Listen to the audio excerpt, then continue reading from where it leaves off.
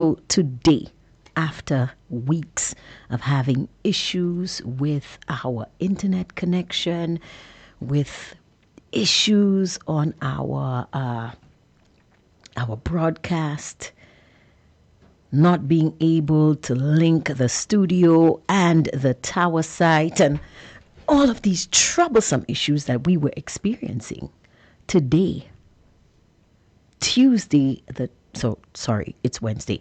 Today, Wednesday, the 21st of January, everything just fell into place. Everything. I know I'm a bit late to the broadcast. I'm sorry. I was just double checking. Everything was tip top and on time, tip top and tip shape for you guys. And yeah, we're off to a great start. So, as I was saying, we were able to deal with all of these issues. So now you guys are going to get us on the Facebook page, on the 107.7 FM link, and on the radio. Yes, we have finally sorted out our broadcast issues. Everything is great. Everything is fine. Once again, I apologize for coming in with the announcement that we were back on the air prematurely. I didn't realize that we would have issues connecting with the tower and the studio. But again, so happy because these issues have been sorted out and everything is tip top and we are back in action.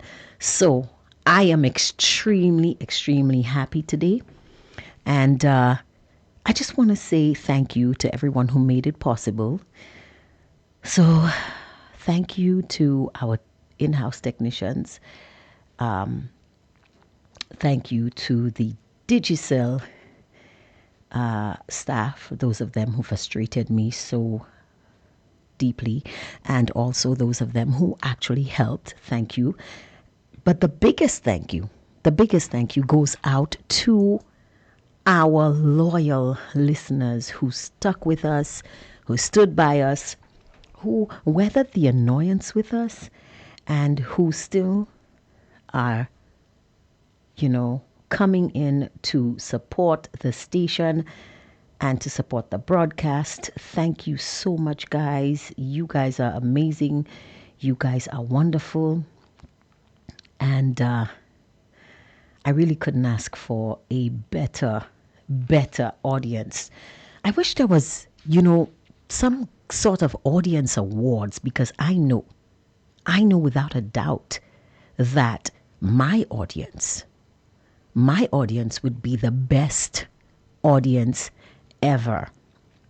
So now let me just pay attention to some of the people who are signing in. So we have people coming in from all over. We have London in the house.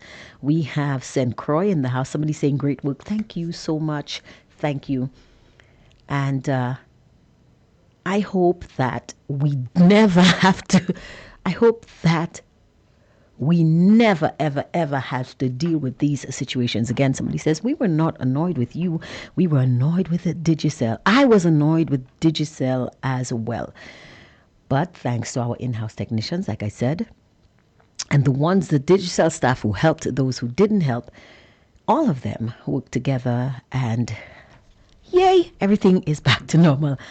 So without further ado, let me say a special good afternoon to some very important people.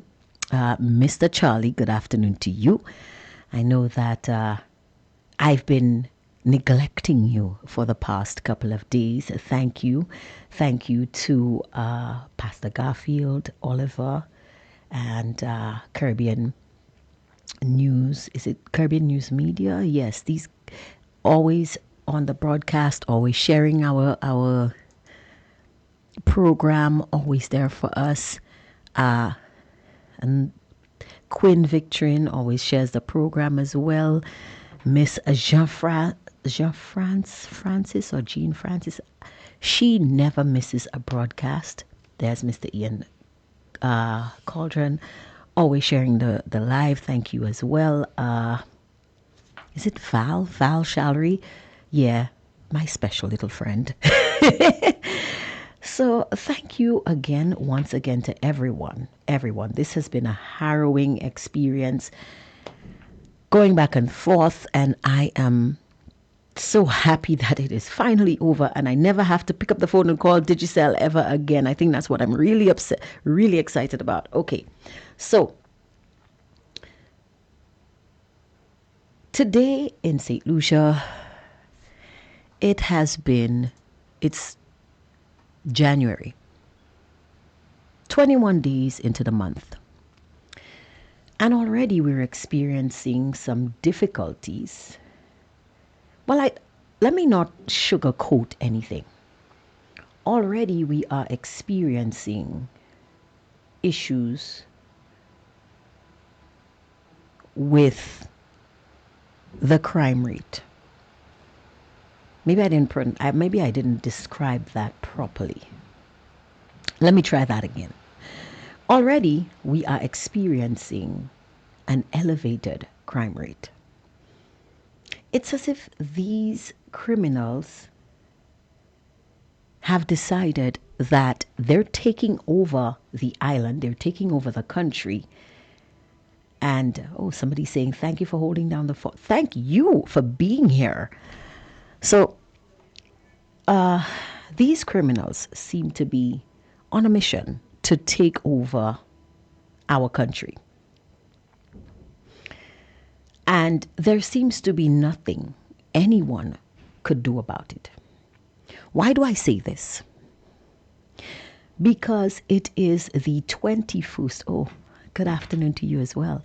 It is the 21st of January.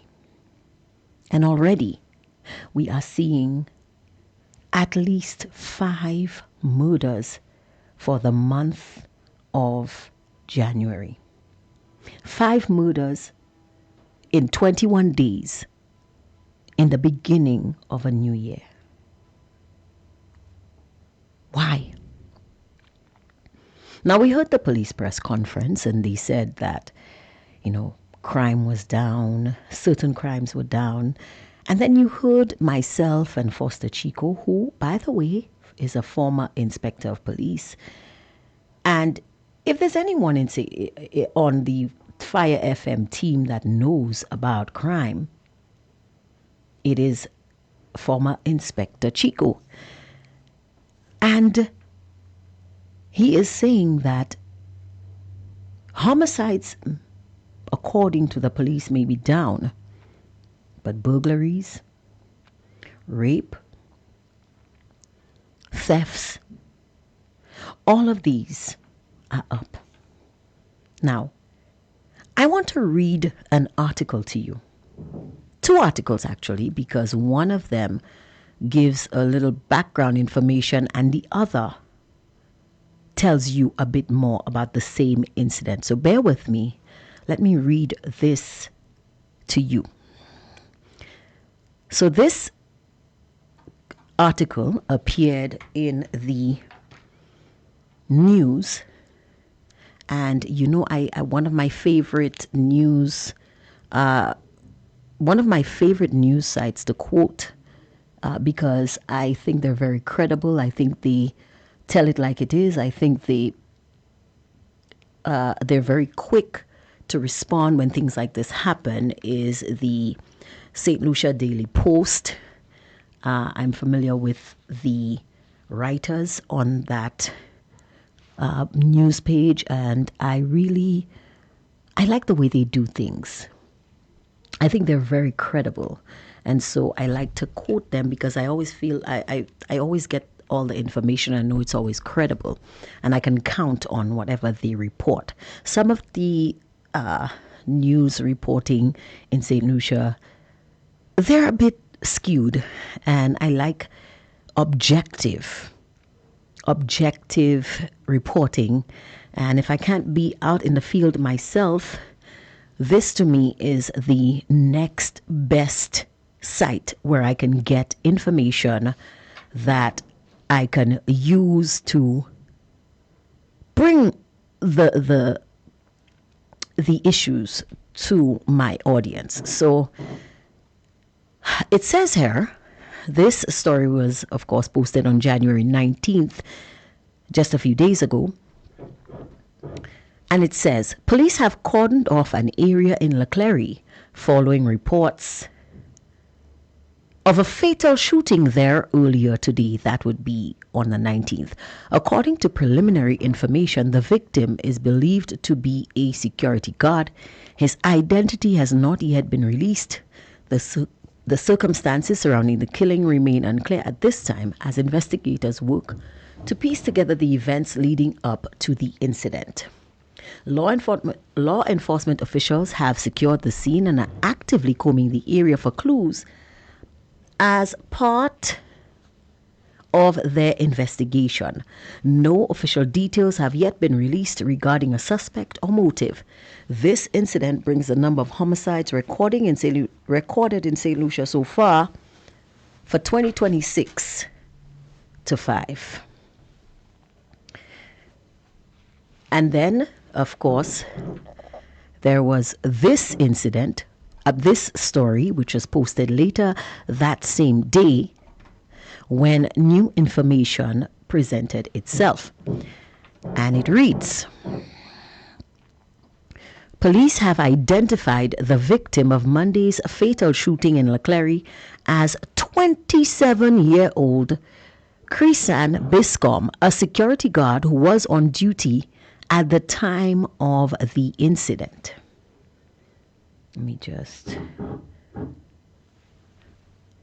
Biscom was shot during an alleged armed robbery at Falcon Supermarket, formerly known as Win Trades. The incident occurred shortly after noon, prompting police to cordon off the surrounding area as investigations commenced.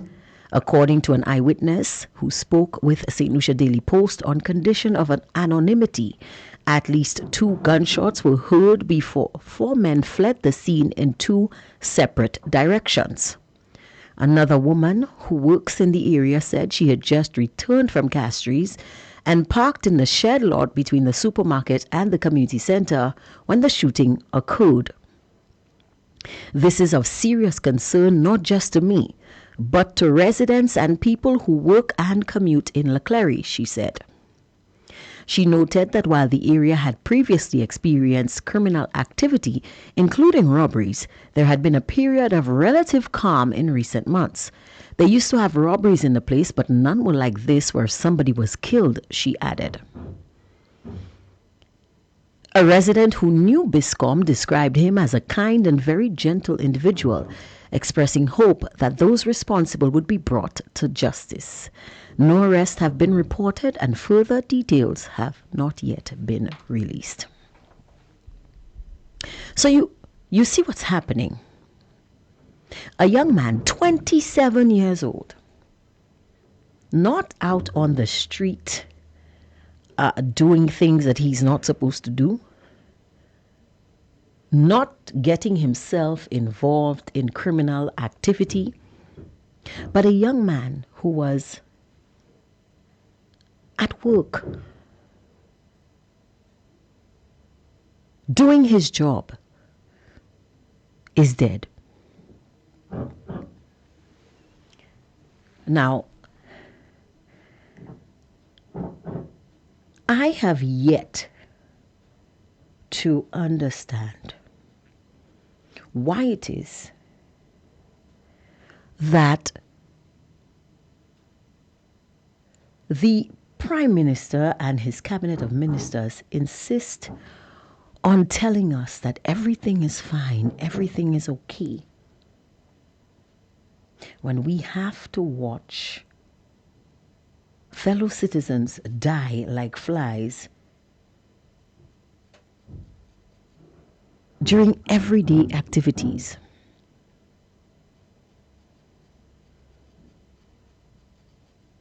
Why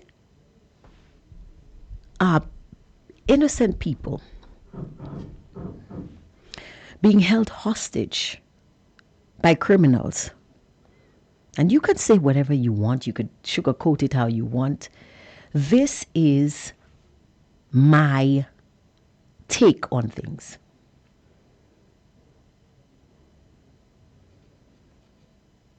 This is not a young man who was out there in the streets behaving in a way that he shouldn't. This is not a young man who was being unproductive or not contributing to society. This is a young man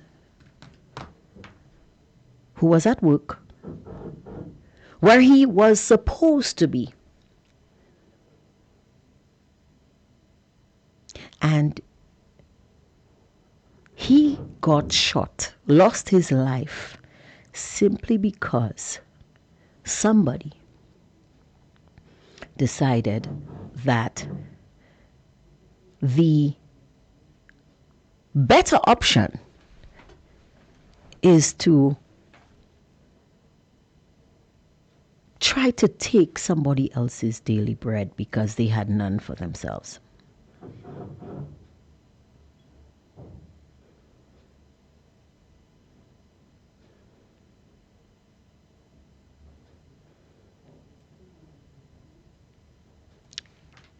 Is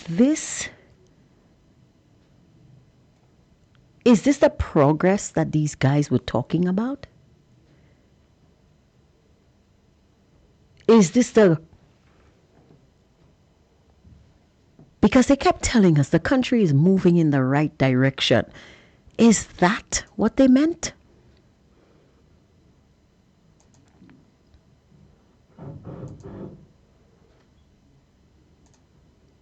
Is this what they meant when they said the country is moving in the right direction? I need someone to clarify.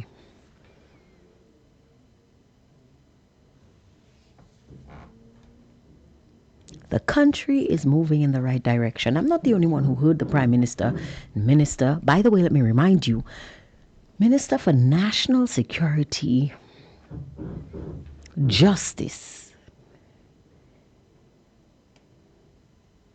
National Security and Justice.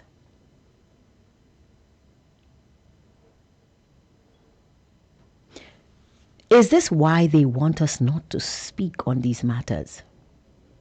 Is this why they remind us that if we talk about the state of crime in the country, yes, we might affect them in the polls, but the people who really suffer is the country.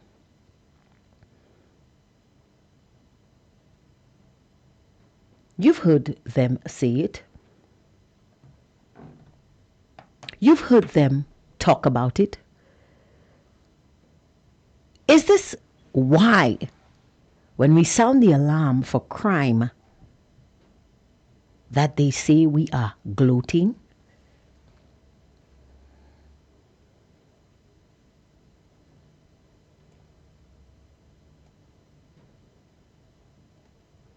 Is this why?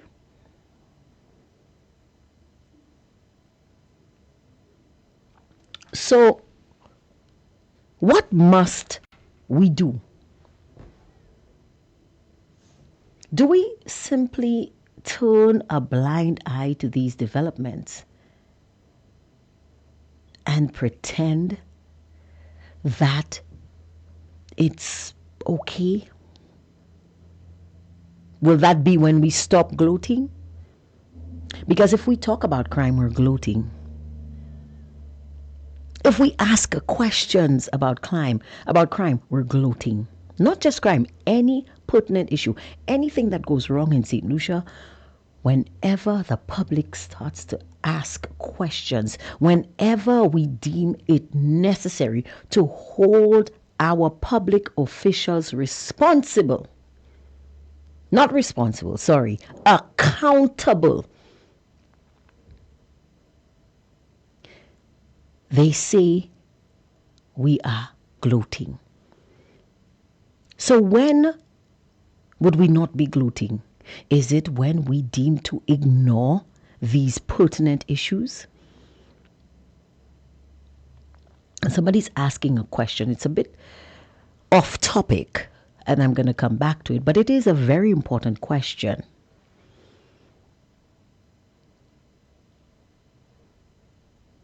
This person is asking, just bear with me, let's take a little sidebar because I actually know the answer to this one. The person is saying, good afternoon, Angie. Given the deluge, I like that word, deluge. Given the deluge of dubious reports from our tourism minister, and given the silent dominance of Galaxy, should we ask the minister to ask Galaxy whether he can ask them to provide him with information related to the 5-year hotel project and whether he can report the information to us? Well, funny enough, so the minister did report on that hotel. And he even gave a timeline as to when this hotel is going to come back on stream. So I am about to take you, I know some people are not happy with this, but I'm about to take you to the press briefing to where the minister speaks about, not even sure where he speaks about it, honestly. But he does give a timeline. He speaks about jazz, and he says that we didn't have enough rooms, but now we're going to have so much more rooms because the Galaxy Hotel is going to be up and running soon. So let's see if this is the place, because I didn't mark it out, I'm sorry. On record. It's been really, really, really good so far. Okay, Carnival 2026, we have seen bands launching. We've seen the bands launching. Okay, he's talking about Carnival there, but let's just wait. Let's just listen from this point, because later on he speaks, somebody asks him about the rooms and stuff, and then he explains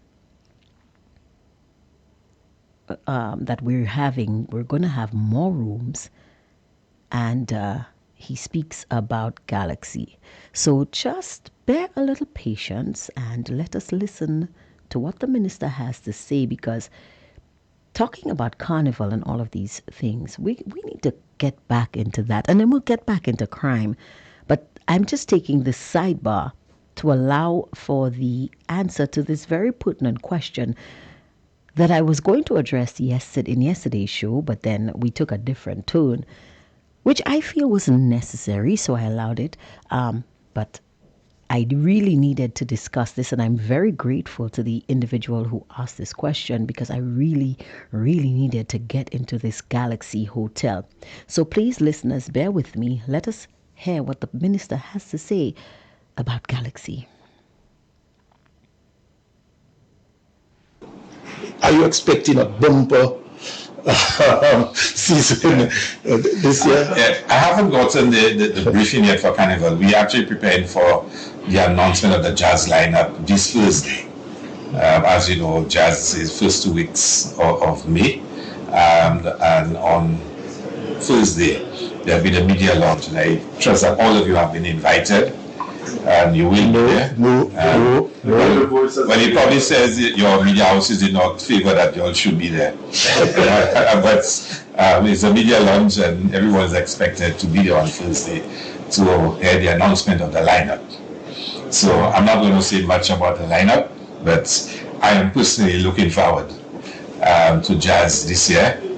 I think the community jazz events will be really good this year, for sure. And the lineup is a really exciting lineup. Really, really exciting. Do you see jazz in your community? Well, jazz in my community, yeah. I'm actually thinking of something for my community. But I'm looking forward to the jazz. And of course, we didn't get ready for Carnival. Carnival last year was, really exciting, our largest numbers. And I think this year too will be equally, maybe even better than it was last year. With our hotel rooms, right? We do not have enough to see the carnival with the arrivals that you said that you will be expecting. Yeah. How do we go around this?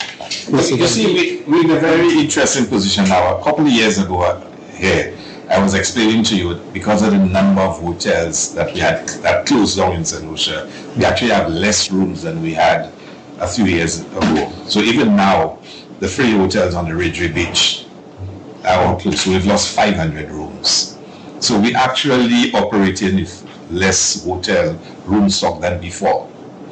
But in the next 2 to 3 years, that will change dramatically. So when the hotels on the Ridgeway Beach are rebuilt, and they're expecting to start middle of this year, you're talking about 1,400 rooms when the entire free hotels are built. One PMAD is another 1,100 rooms. That's about 2,500 rooms. And then when you add in the south, when Galaxy, the Dreams Hotel, open towards the end of the year, first quarter next year, you're talking about another 300 rooms. So we will have a... Did you hear it? Did you hear the answer to your question? Let's go back a bit. Let's step back and allow the minister to talk about this. So it's taken Galaxy so many years to provide us with 300 rooms. But don't take my word for it. Let's let the minister speak for himself. I love it. Guys, when I'm asked a question that I can just pop in and allow the ministers to speak for themselves. I love it. Once again, the Minister of Tourism, Culture and Heritage, and Commerce, of course, because, Dr. Ernest Hilaire. Purposes. The tourism season is October. By April, May, the cruise ships kind of wiggle away because it's now summer in the Northern Hemisphere, and they move to the Mediterranean, they move to the North Atlantic. But so far, our numbers are trending. We expect it to be our best year on record. It's been really, really, really good so far. Okay, Carnival 2026, we have seen bands launching. Yeah. We've seen the bands launching. Are you expecting a bumper season this year? I haven't gotten the briefing yet for Carnival. We're actually preparing for the announcement of the jazz lineup this Thursday.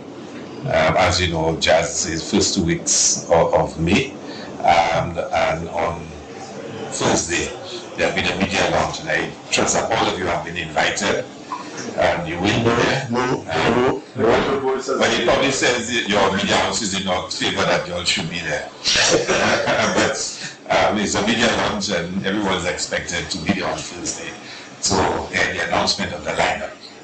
So I'm not going to say much about the lineup, but I'm personally looking forward to jazz this year.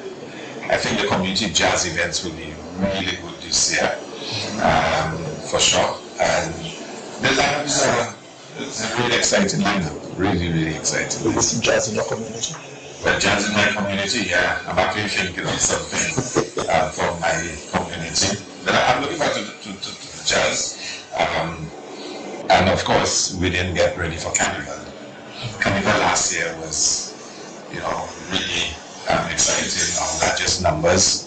And I think this year too will be equally, maybe even better than it was last year. With our hotel rooms, right? We do not have enough to see the carnival with the arrivals that you said that you will be expecting. How do we go around this? You see, we're in a very interesting position now. A couple of years ago here, I was explaining to you, because of the number of hotels that we had that closed down in St. Lucia, we actually have less rooms than we had a few years ago. So even now, the free hotels on the Ridgeway Beach are all closed. So we've lost 500 rooms. So we actually operating with less hotel room stock than before. But in the next 2 to 3 years, that will change dramatically. Dramatically. So when the hotels on the Ridge Beach rebuilt, and they're expecting to start in the middle of this year, we talk about 1,400 rooms when the entire three hotels are built. One PMAD is another 1,100 rooms. That's really 2,500 rooms. And then when you add in the south, when Galaxy, the Dreams Hotel open towards the end of the year, this quarter next year, you're talking about another 300 rooms. So we will have a significant. So there's your answer. The Galaxy Dreams Hotel will come on stream first quarter of 2027, and it is going to bring 300 rooms. It's going to add 300 rooms to the room stock of St. Lucia. I hope that answer was satisfactory. Yes, so I wanted to bring this information out before I forget because yeah. So Galaxy, we went through all of this hoopla and hoo-la-la and tra-la-la for 300 hotel rooms. We added over 14,000 new third country nationals. Oh, I love that term. I'm going to steal it. Third country. Is it third country? Second country? We don't even know what country, how many countries these people are from. But we added thousands, tens of thousands new citizens to our country for a meager investment of 300 rooms. We lost our visa privileges to the United States because, again, immigrant visas, all the processing of those frozen by the United States government. We're being forced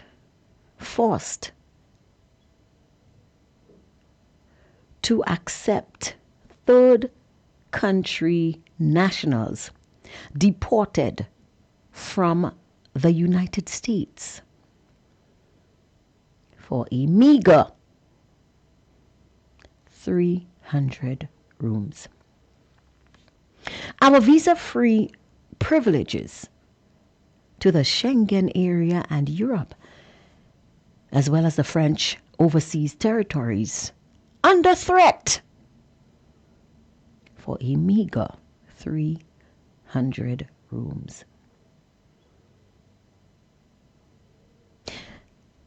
I just wanted to put that in perspective for those individuals who continue to believe that the CIP, the way it was run, was perfect. I just want you to know. So somebody is saying here,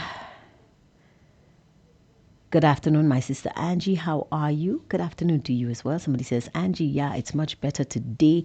Not too cold. Josie in the house with y'all. Thank you, Josie. Somebody says, we are not to ask questions, just keep speculating and keep issues to ourselves. Another person says, FET Economy Administration.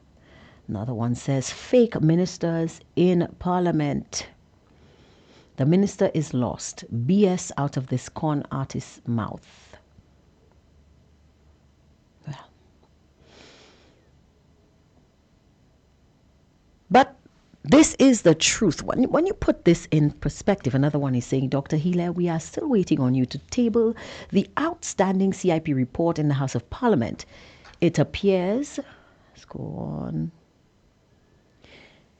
It appears the only thing you are interested in is FET. Another one says real issues like CIP, Officer Tyson, GPH, crime, deportees. They don't talk about it. Leave us to speculate. Hear them speak. Everything in St. Lucia is perfect. Yes, true. According to these ministers of government, St. Lucia is in a perfect place. It's all cook and curry. It is the greatest place to live and work in the Eastern Caribbean. Now, granted, I believe St. Lucia is the greatest place to live and work in the Eastern Caribbean. I love my country and nobody's going to tell me otherwise. But I kind of like a little truth with my assumptions. I just feel like I need a little truth. So those of you out there listening to my voice who still want to say that Honorable Alan Shastney and Guy Joseph and Dominic Fady and the rest of the ministers and members of the UWP was simply attempting to destabilize the country, hurt the country in some way, gain votes, because there's nothing wrong with the CIP. I will have you know, to put it into perspective, we have lost way more than we gained from the Citizenship by Investment program, the way it was run by this current government. 300 hotel rooms. Did you hear him say that Isla Resorts is bringing in 1,000 rooms? You did hear him say that, right? You did hear him say that Isla Resorts, which started just the other day and which is well on its way to being completed, is giving us 1,000 rooms. But Galaxy Dreams, which is supposed to be on Canals Beach, the Canals Resort, is only going to give us 300 rooms. And it's taking so many years to be completed. Now, he's giving us a timeline of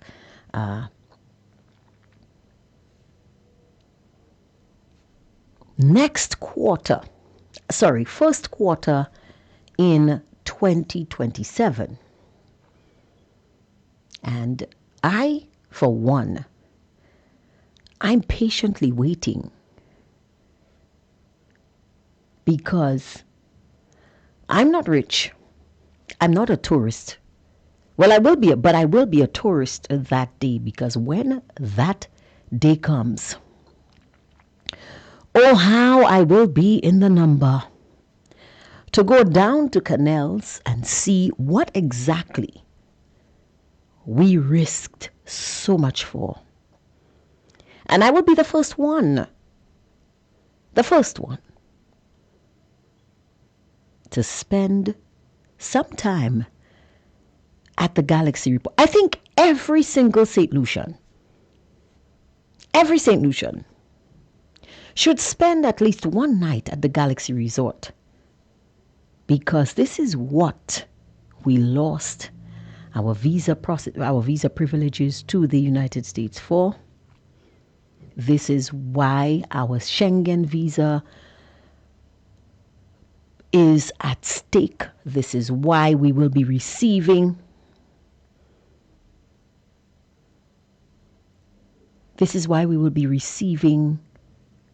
all of the third country nationals that the United States will be deporting to St. Lucia.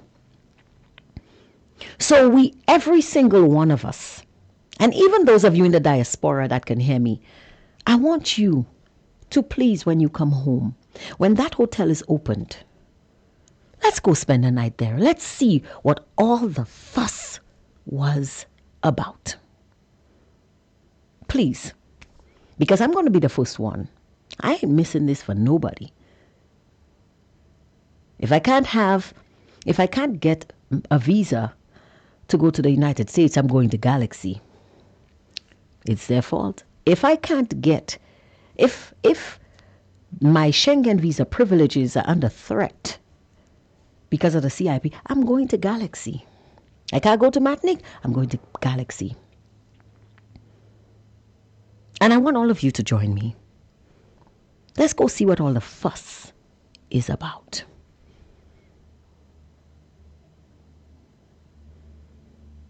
Somebody is saying, Ernest is a minister bacchanalist, nothing more, nothing less.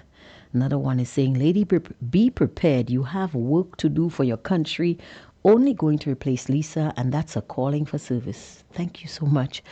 I am so happy you think that I can even walk in the same path as Lisa Joseph. And if I can do that, then I will be very, very happy. But on to bigger and better issues. Well, not better issues, guys, to be honest. I'm just trying to make it sound really nice because I want you all to listen. But the crime situation in St. Lucia is not a better issue. It's just another issue. We seem to have a lot of them cropping up. So, it's almost as if, do you notice that we didn't even get a week break between the commission of the last murder or the last shooting in 2025 to the first one of 2026?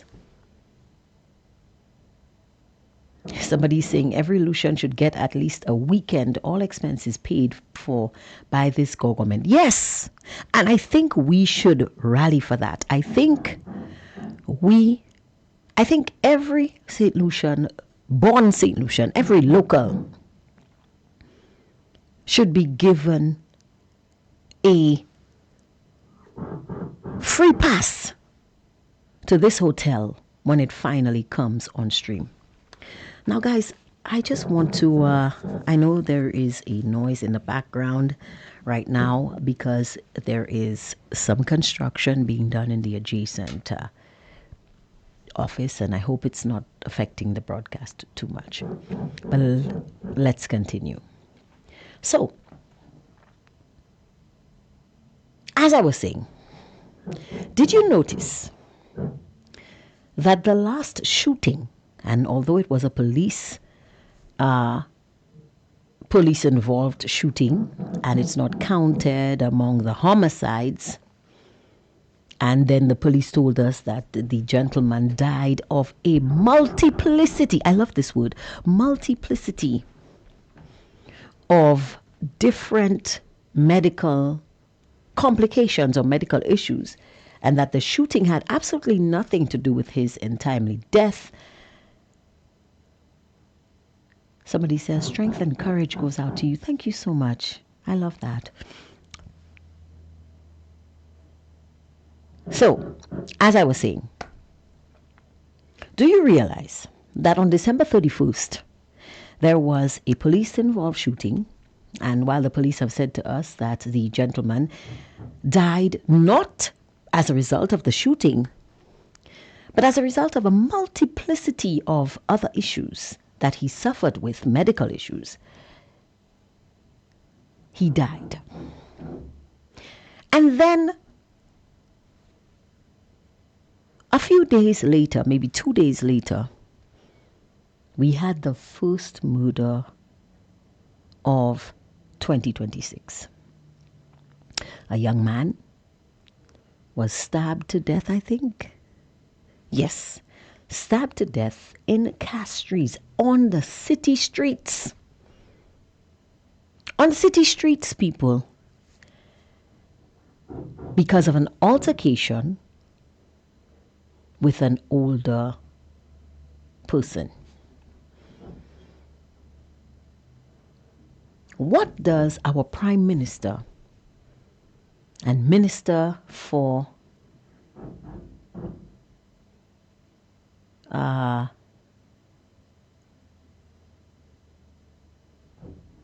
National Security,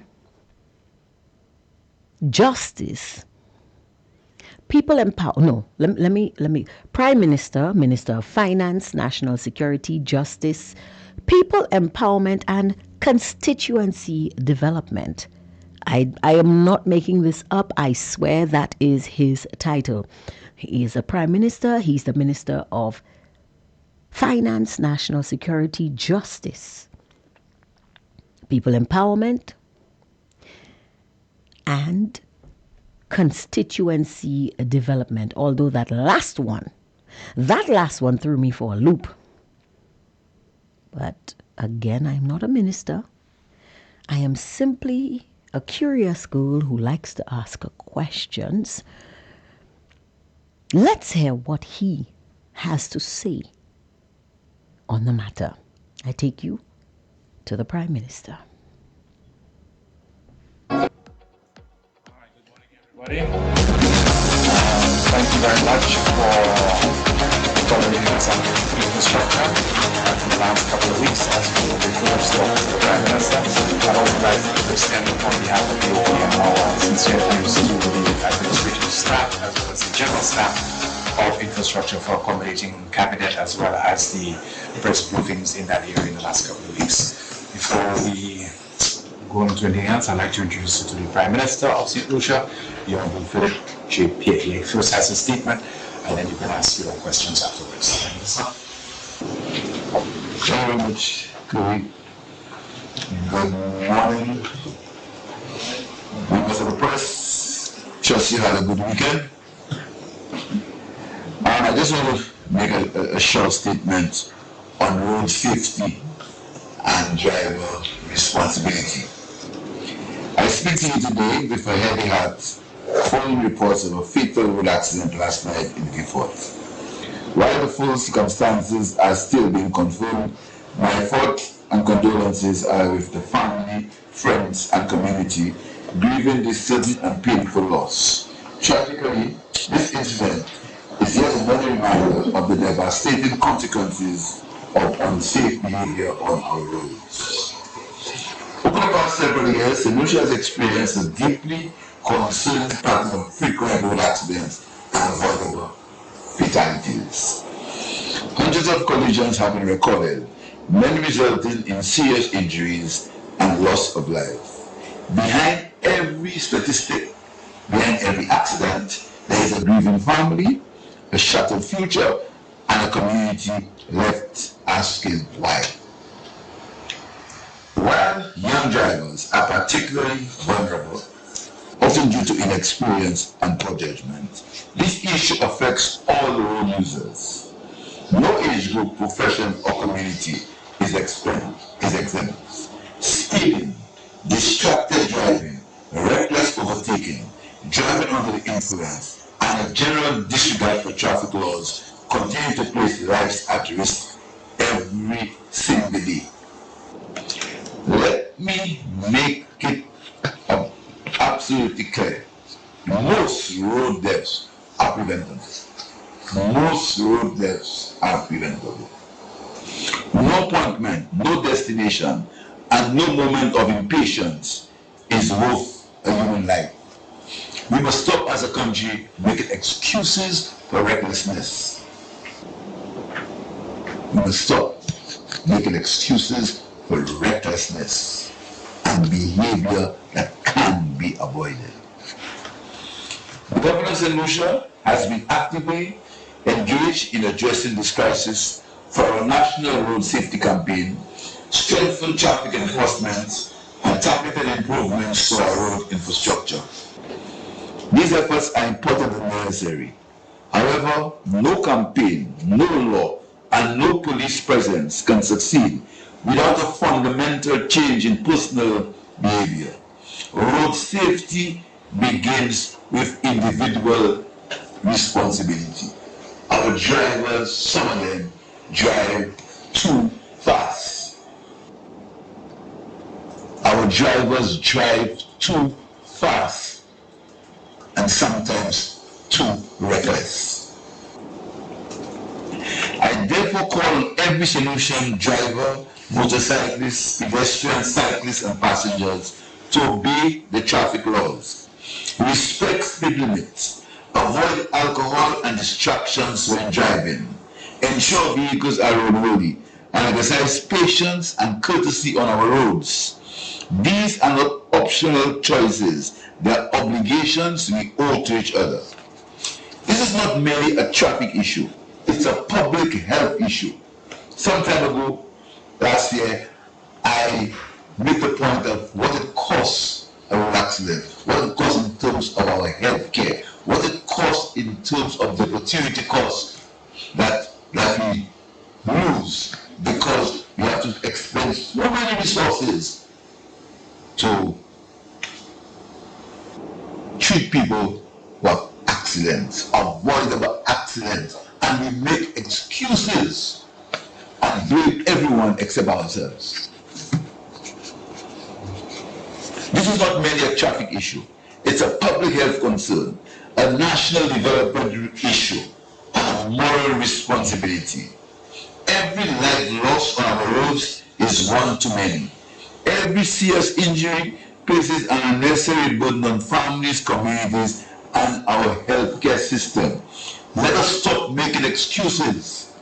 Let us commit collectively and decisively to change our behavior, protecting our young people and ensuring that our roads serve their purpose, to connect us safely, not to divide us through tragedy. Let us stop making excuses. Let us stop making excuses for recklessness. There's no excuse for driving under the influence of alcohol. No excuse.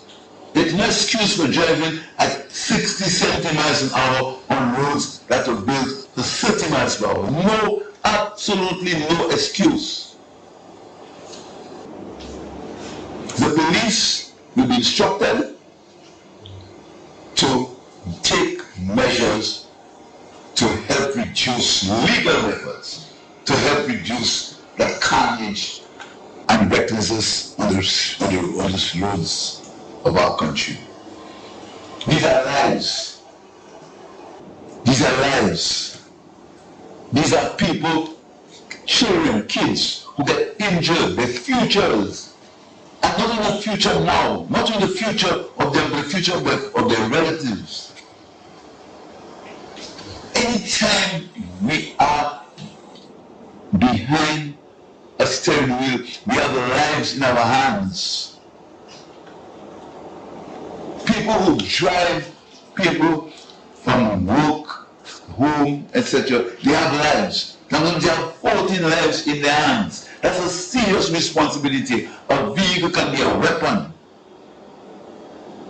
We cannot take it lightly. And let us stop making excuses.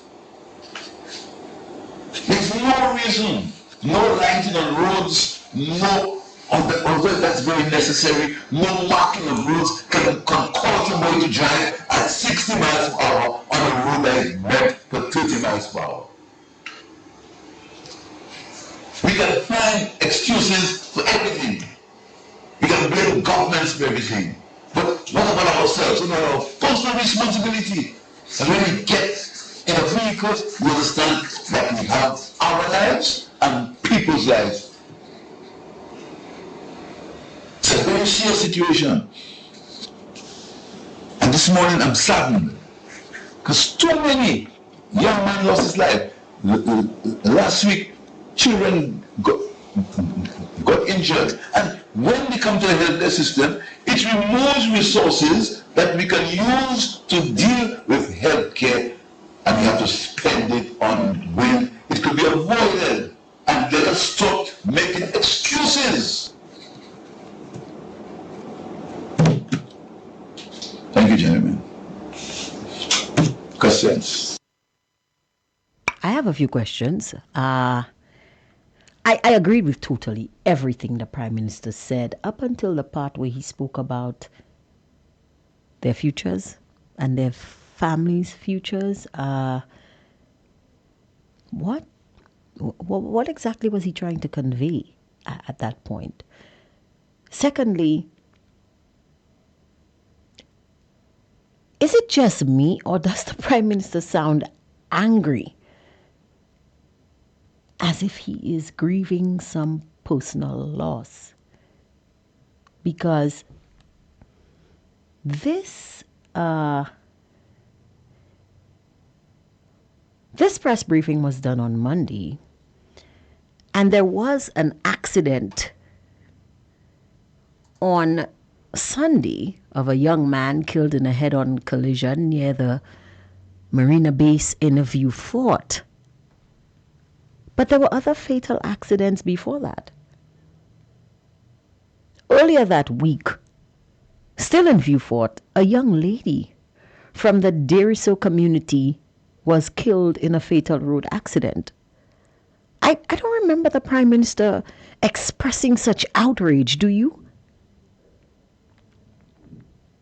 Now, I'm not accusing the Prime Minister of knowing this individual.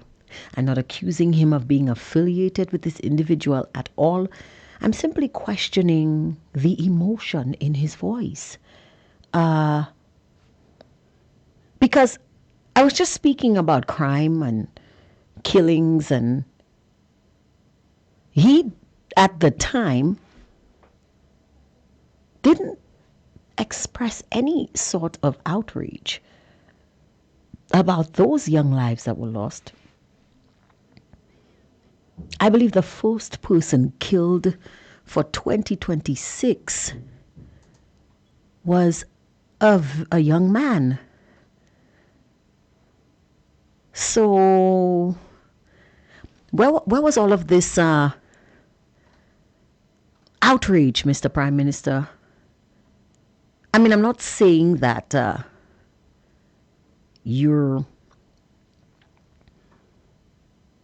I'm not saying that you're wrong for wanting safer streets. Hey, I want safer streets too. And I'm pretty sure every other person in St. Lucia wants the same thing. But this isn't the first fatal accident for the year. In fact, unconfirmed reports, well, it hasn't come to me, but I'm sure the reports are there, are stating that someone was killed recently in the Mark area. I think a biker. I think that happened yesterday. I might be mistaken because I haven't read the actual police report. Normally they send you, the fire service sends you stuff, and I have not read that as yet. But I was told that a drunk driver ran over a biker, and that person died in a fatal road accident. Previous to the one that the Prime Minister is speaking about, which he specifically said that this accident was what he was commenting on. A young lady who I think was a footballer, a female footballer from the community of Deriso, she was killed in a fatal road accident. There have been stabbings, there have been shootings, there have been bludgeoning. No outrage from the Prime Minister. Isn't that curious? Let's read some of the comments we have here. It says here, when Uncle Shah said St. Lucians will not need a visa to go to the United States, the SLP administration chastised him, but Mr. Pierre and the Minister of Tourism take their visa away from them, and not a word, not a word. I'm saying plenty of words. I don't know about you. Another person is saying, people, we need to find out if this young man who died in the collision or any of his family or relatives are related or connected to this King Liar PJP. This is the only time he and his gang speak. Exactly. You saw it too. That level of outrage. Unprecedented. Unless it is someone closely associated with this gentleman. And just his tone and everything It sounds like this is hitting home. Somebody says, implement laws. That's what you are there for. Another is saying, Angie, it is very painful listening to PJP. I know, but we have to listen. Somebody says, when the situation hits home is when they talk about it. Another says, good afternoon to you, Angie, and listeners. Good afternoon to you as well. Another says, oh my God, who wrote that for the Prime Minister? Oh my gosh. Somebody saying, Angie, what did I do? Somebody says, this is too long. He keeps repeating himself. Yes, but I wanted you guys to understand what he was saying. And he is emphasizing his point with the repetitiveness. Another says, preaching to people doesn't help. Laws need to be enforced. I agree with that. Laws need to be enforced. That's why they are there. I have a question, Mr. PM. Are you going to express condolences to the dead as you did? Oh my God. Oh my God. Oh. Another says, traffic is not the only time you must talk about. You should be doing the same for the shootings. Inquire. Great minds think alike. Somebody says,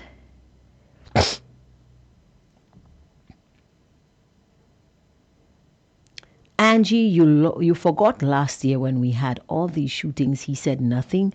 But as soon as someone got shot in Masha, this is the time he came out with a long speech. Yeah. I'm sorry if I am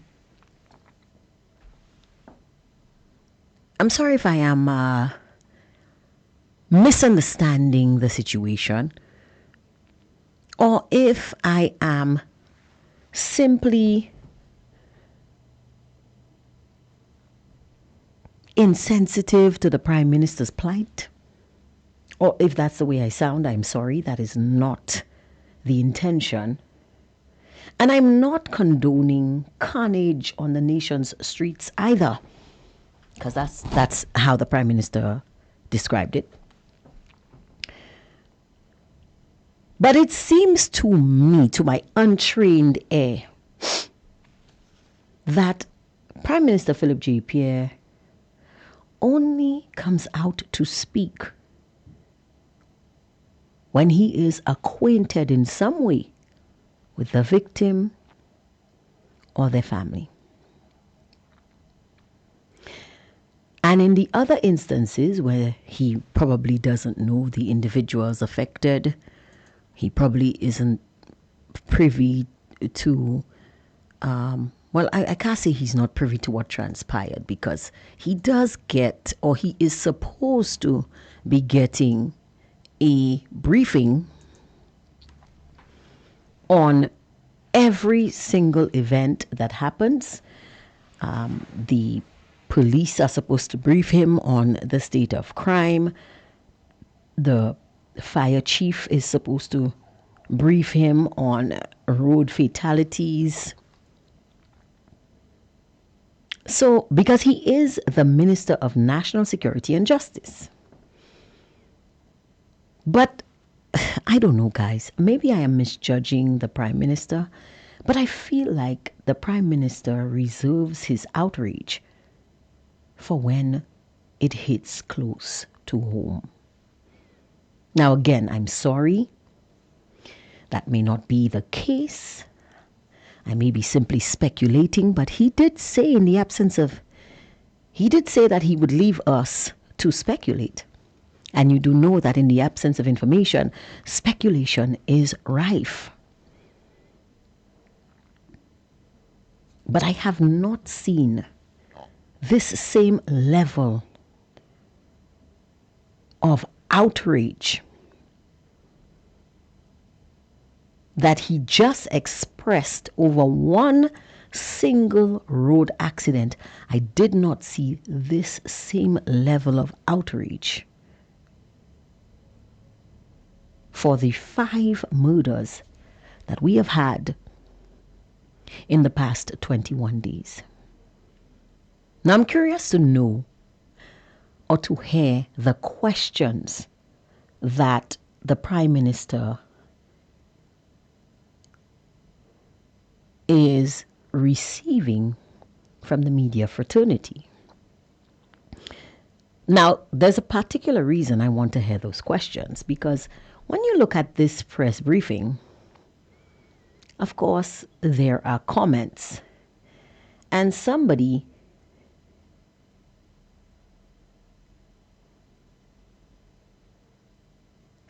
is saying,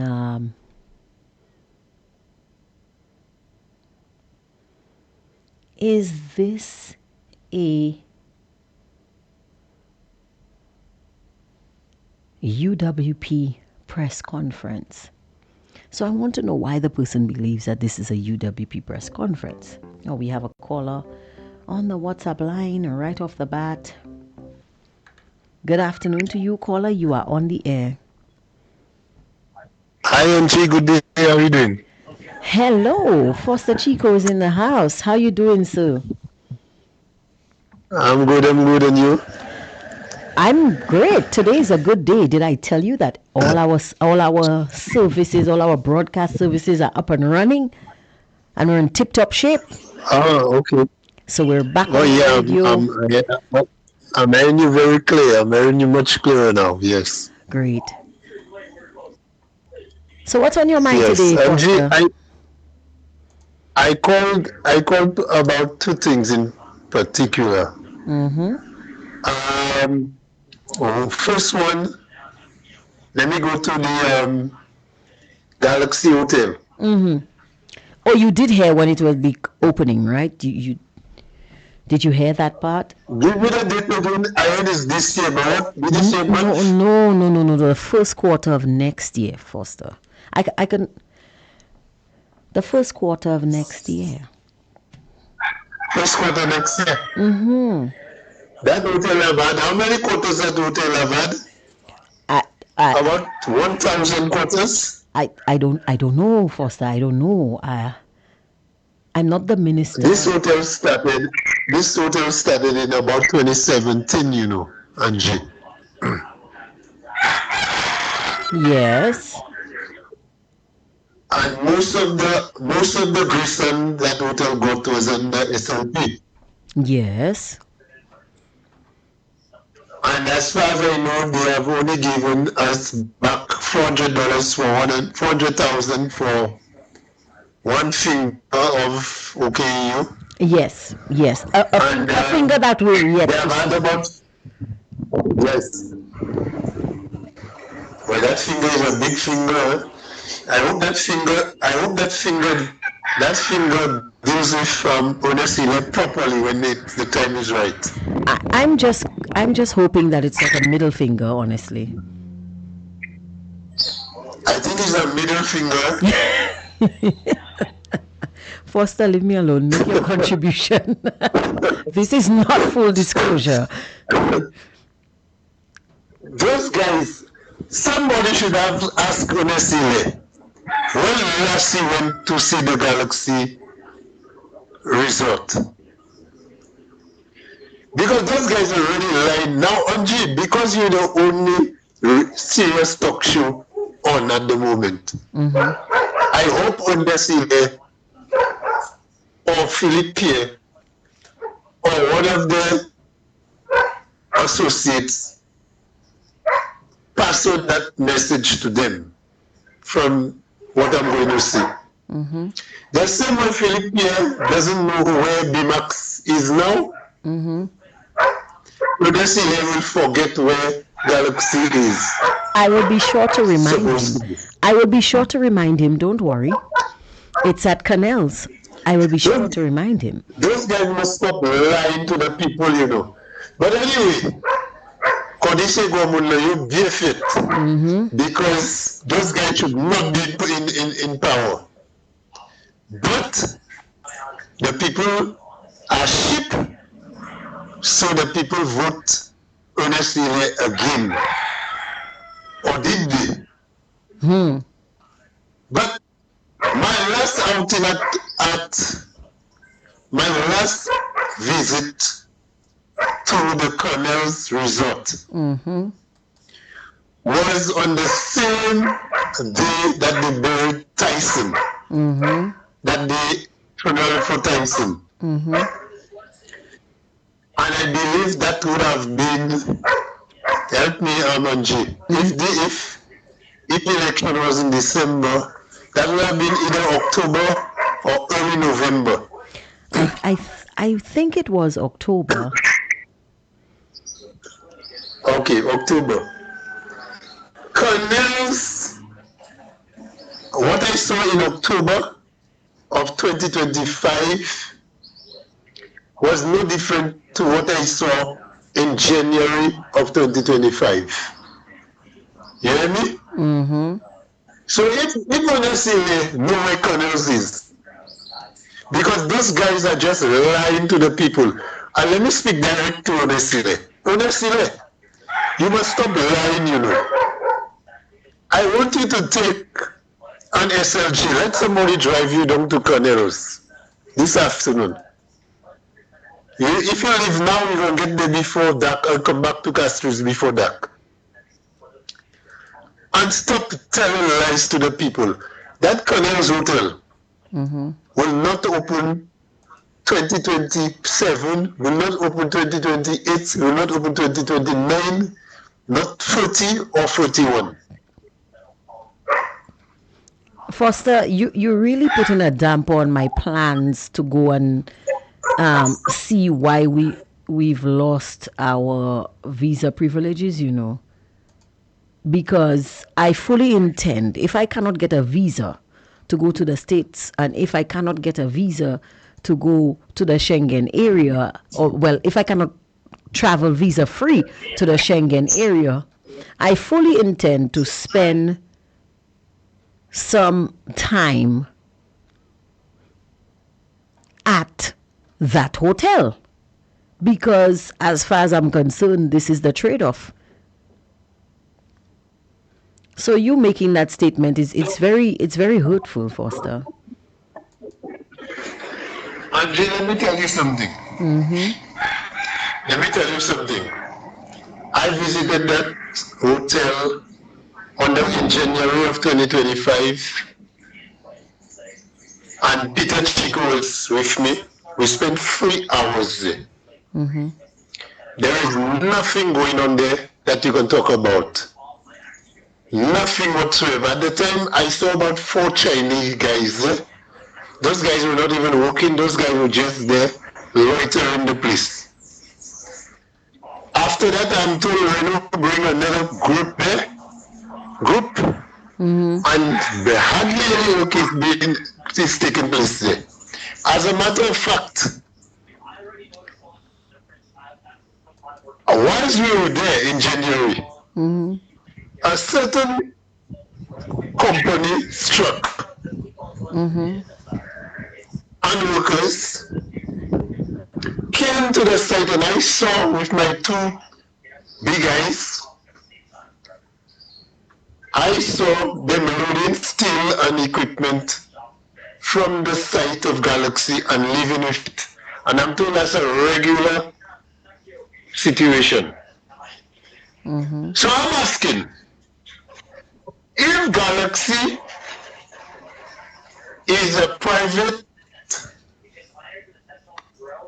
company operating on a ground, I don't know what they're doing, because nobody have explained Galaxy, especially that new government. That government have not explained what are the terms that they gave Galaxy. So many other we are hearing passports for. Hold on, Foster. Remember that Galaxy has not given them permission to tell us anything. I'm just saying. All of those guys should be put in a sack and brought to Gam bodily. All of them involved.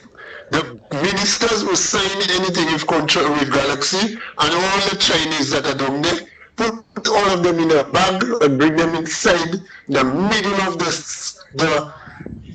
the grounds at Bodily. Because I can tell you, Angie, that company truck and workers I saw coming there was stealing still gone by the bundle Well, okay. and living with it. Officer Chico, you cannot say that they were stealing because you don't know you don't know the circumstances behind. You don't know the circumstances relating to the appropriation of the materials. I will roll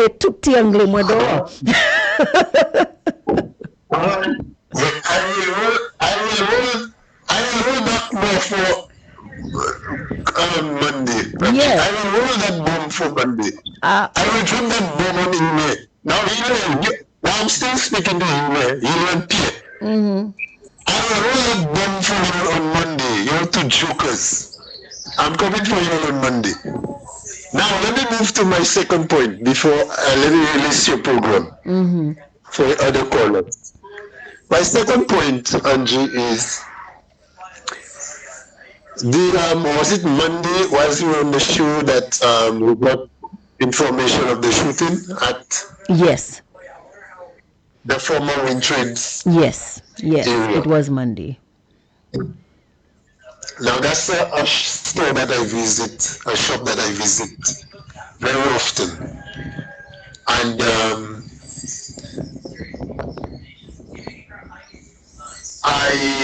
it's along my path to my home. So if I don't get something that nasty, I just swing there.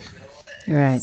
And so I know the place. As a matter of fact, Angie, that establishment, to the best of my knowledge, is owned by a former police officer. Do you know that? Well, no, but now that you say it.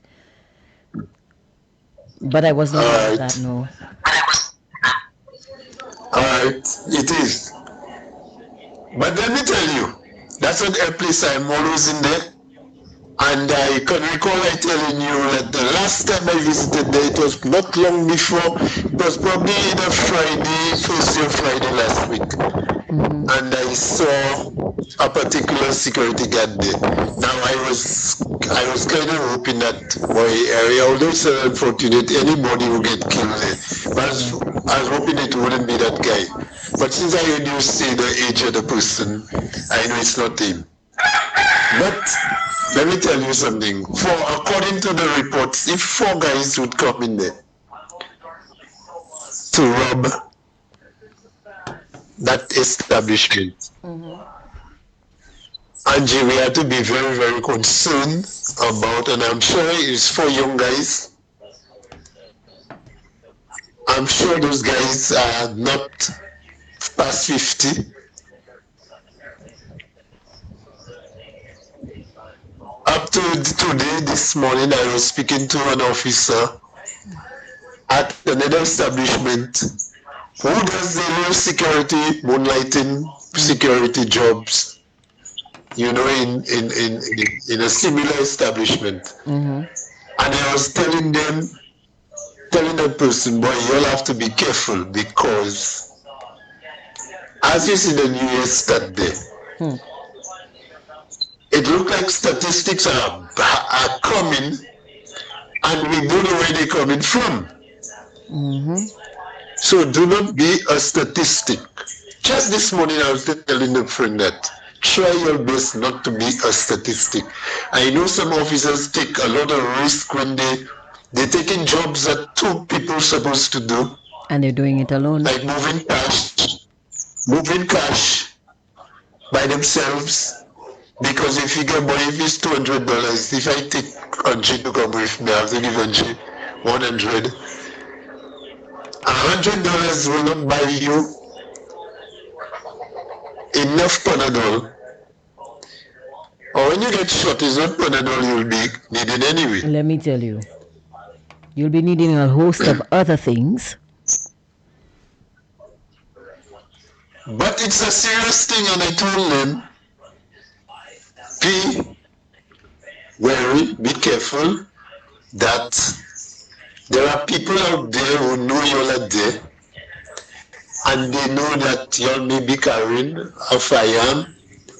But if 2 or 3 of them come and they have firearms, the guys will not be afraid. they will probably shoot you first.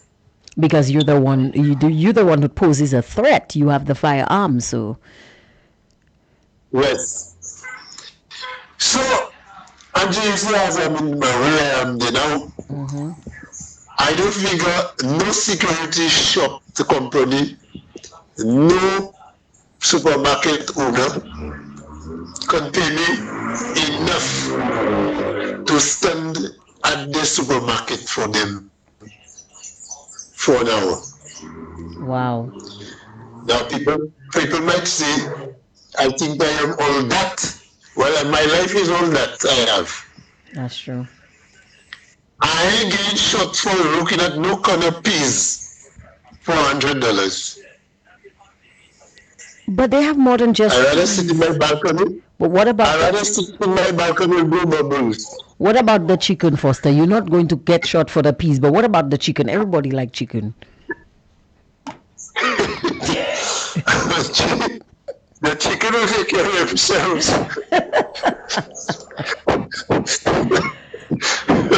I mean, I understand the peas, but what about the chicken, Foster? I'm just I don't saying. care about chicken, I don't care about fish, I don't care about goat. That doesn't mean your fish. Oh my God. No, but Angie, we don't have enough protection. The police is too far away when you need them.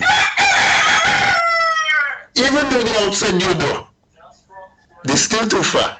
Yeah. When you see things will happen, or things that are going to happen, Angie, it happens so fast. I've been through some situations already, and I ain't living. If I get killed in my 45 years, you think it's now going to come and kill me in a supermarket? Well, And you have less protection. Now, next thing they say, you're moonlighting and you're not covered, you're not on duty. Guys, sir, leave me at my home, I'll be in my balcony, I'll blow some bubbles. send stones behind the sand. I'm behind the sun. Oh, yeah. And check my mango trees to see when my mangoes maturing. But Angie, we'll talk a lot about that Monday coming, and I'm listening to your program as usual. So all the best. I'm listening for your other calls. Yes. Thank you. Thank you very much. That was Okay. Inspector Foster Chico, my co-host Bye-bye. on Goodbye on a Monday night for full disclosure. And so someone is saying here, Angie, everyone is saying 5 murders so far. The 62-year-old man that was discovered dead in Vieux Fort. And police said they are investigating a homicide, so it should be 6. Well, I have been checking, I've been double checking. So the first homicide was a young man who was stabbed to death in Castries.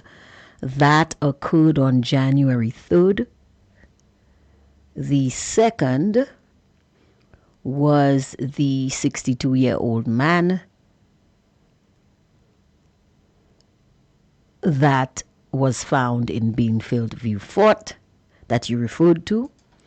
The third was a Soufre man that died on January 15th. This gentleman was stabbed. His name was Lavelle Albert, and he was stabbed on Jeremy Street in Castries. He received a stab wound to the left side of his chest, and he died. He was transported to the Owen King Hospital, where he succumbed. He was later pronounced dead. And then we had the victim of the Leclerc shooting. He is the fifth, but I'm checking what the fourth was. I'm going back to the news reports to see if there was another death and when, because I remember clearly that during the police press briefing, this incident happened, and we were told it was the third homicide for the year. I don't recall another homicide, but there were several fatal accidents, and I don't know if one of these have been deemed as a homicide, but I need to double check. But yeah, the count is correct. This is what has been reported so far, but I can always double check with the fire service. They often respond to these incidents and they provide you with a very detailed account of these incidents as they unfold. But it's looking as if the count is correct. It is 5 homicides for the year. Somebody on the WhatsApp platform is making a statement. That person says, Mr. Foster, the Viewfort Hospital would probably not open for the next 3 to 4 years either. Man, you guys are just really not leaving me much room for hope here.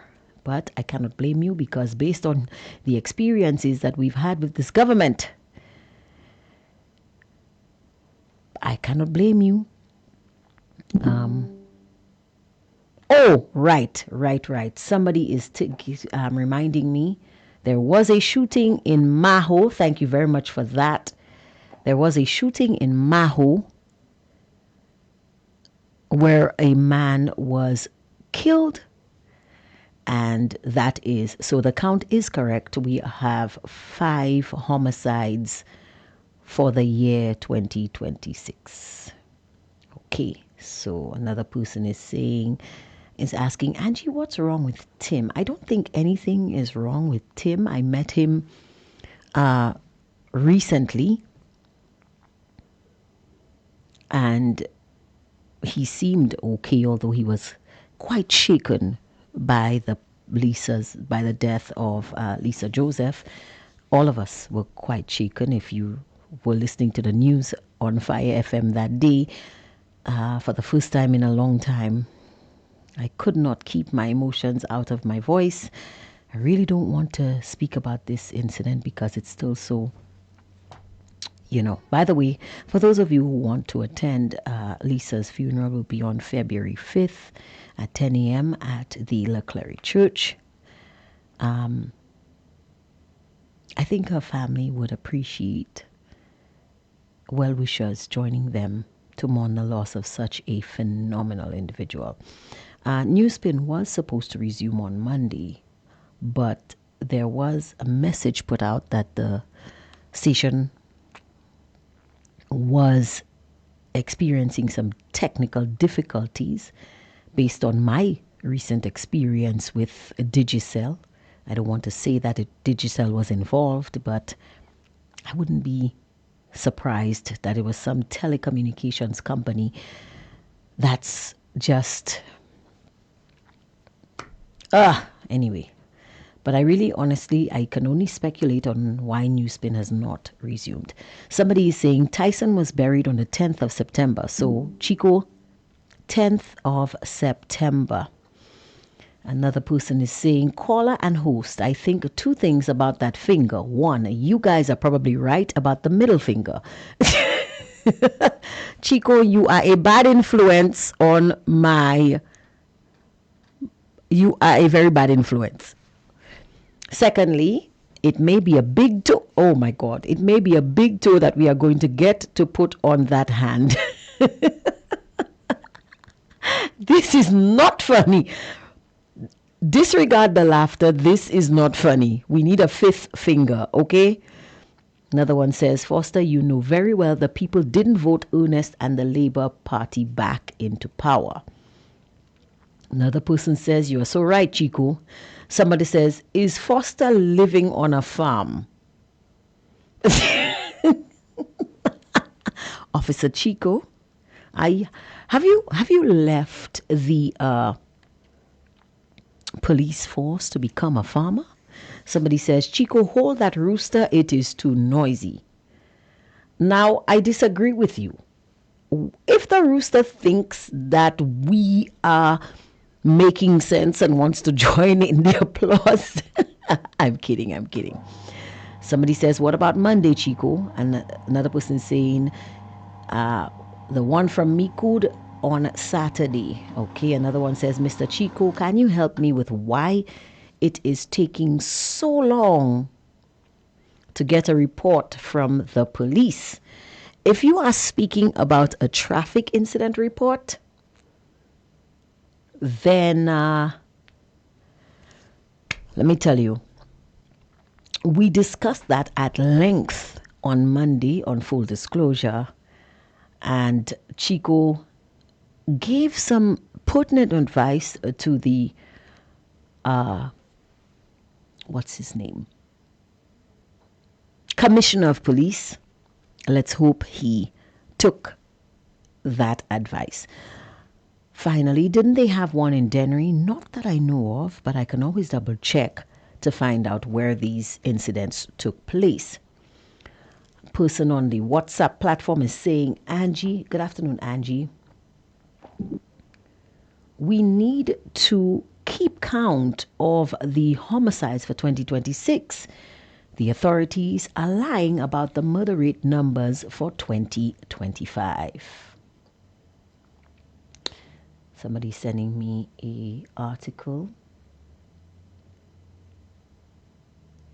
something from the Caribbean news media.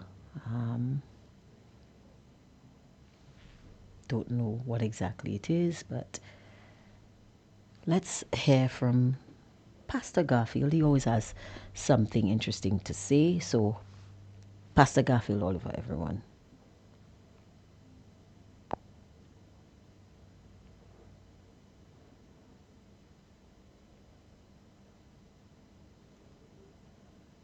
Okay, we're getting some issues accessing that link. But let me see if I can get it via another forum.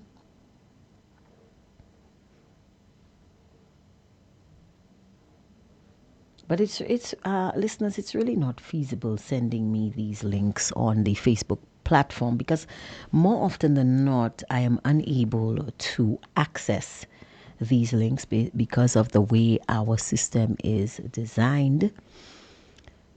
But we'll get back to that. Okay, so yes, we are keeping a sharp eye out on the homicide numbers, and we are ensuring that we keep count. Now, don't get me wrong.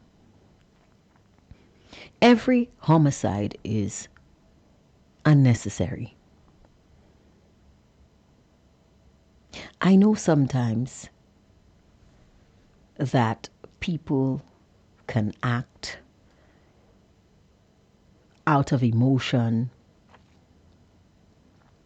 sometimes out of frustration, but taking a life is never justified unless it's a mosquito or a centipede.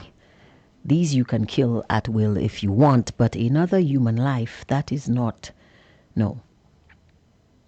Find ways, better ways to resolve conflict, people. Come on. This is 2026. The age of the barbarian is over. But I digress. Now, again, while I was going through and double checking the amount of murders for the year so far, I came across several reports on fatal accidents. You would recall the boat accident that left one man dead and one individual severely injured. I didn't hear the Prime Minister speak on that one either.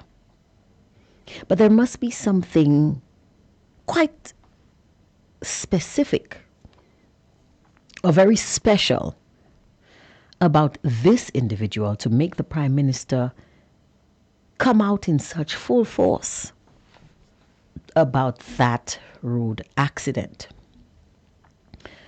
So I want to hear the questions that he's being asked and his response, and maybe we might collect a few more clues as to why all of. I'm not saying that he's wrong to react, but I just want to know more about the situation, and I hope you will indulge me in my curiosity. So let's go back to the Prime Minister and listen to what exactly he has to say.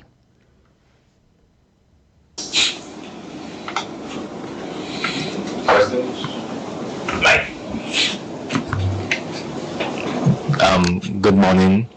I think recently members of the public have asked for a reform of tax laws to institute or maybe enforce a demerit system, so reckless drivers would be penalized in terms of their licenses and their ability to drive. What do you say to that? I say to that, necessary, have this for resources, but why must there be reckless drivers?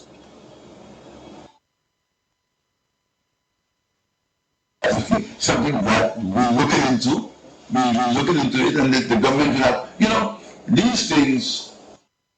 I swear to you, that was not my fault. This is the video that the government, the office of the Prime Minister, put out. It blacks out for a minute. I don't know why. Maybe they were editing out something the Prime Minister said. I don't know. But yeah, that's the video as it was published by the office of the Prime Minister. Take resources. You take resources, and you know how you get resources? By taxation. These things have resources. We not just start a demerit system. You need the software, you need resources. There's something we have to look into. But we cannot boil it. That can be used for the school feeding program. Think about the hundreds of thousands of dollars that is spent by reckless driving, by people getting injured. That can be used to improve the health care that we want to improve so much. But we as a country, we have to take individual responsibility. It's like littering.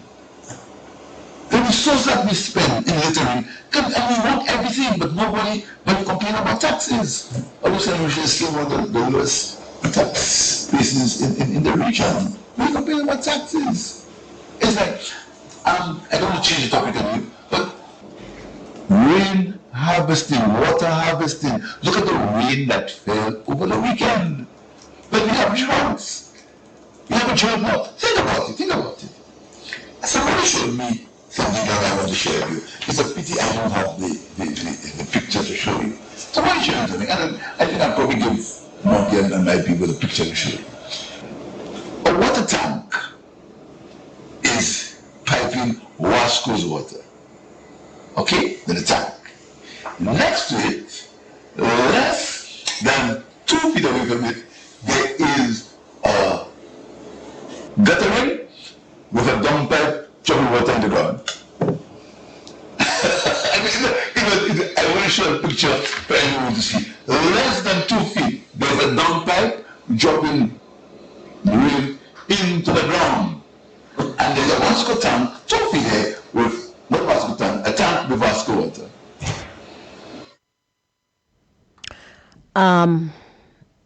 So the Prime Minister is being asked by a reporter about maybe the legislation to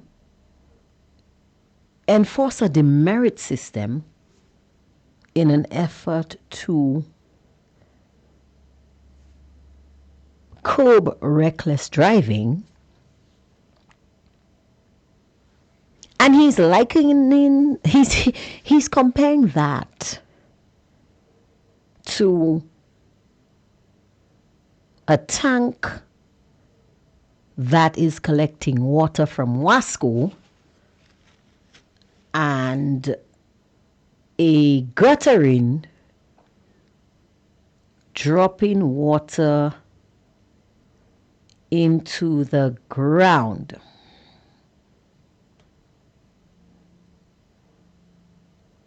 What? What? Can somebody...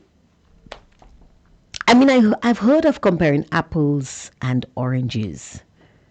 But the Prime Minister just compared reckless driving to rainwater harvesting.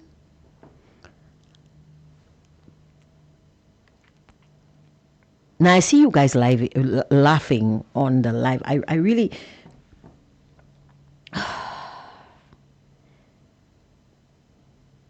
Ladies and gentlemen, our Minister for Justice and National Security, Honorable Philip Joseph Pierre.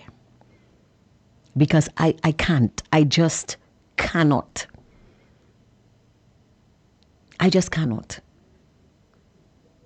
This is our Prime Minister and Minister for Justice and National Security. And instead of answering the question,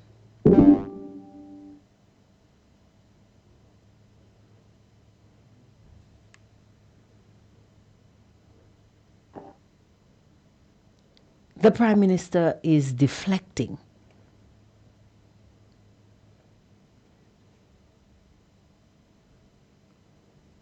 I'm getting a message on the WhatsApp platform, but this is for another show.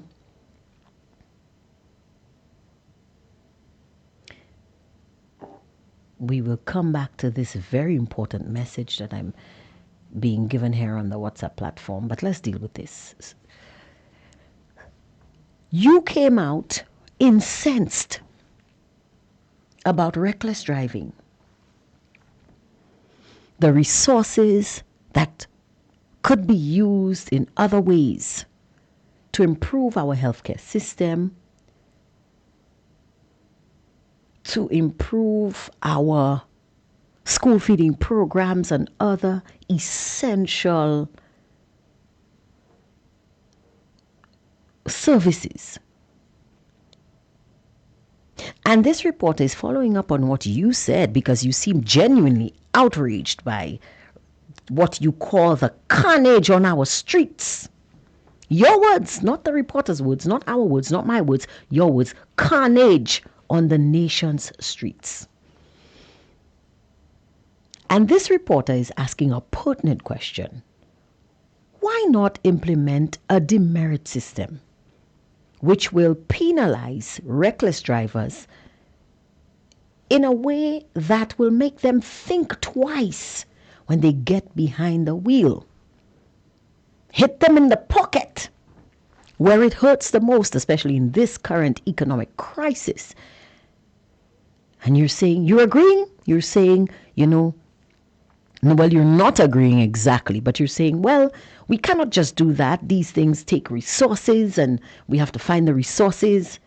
And why should we have reckless drivers? Why can't everybody just be more responsible?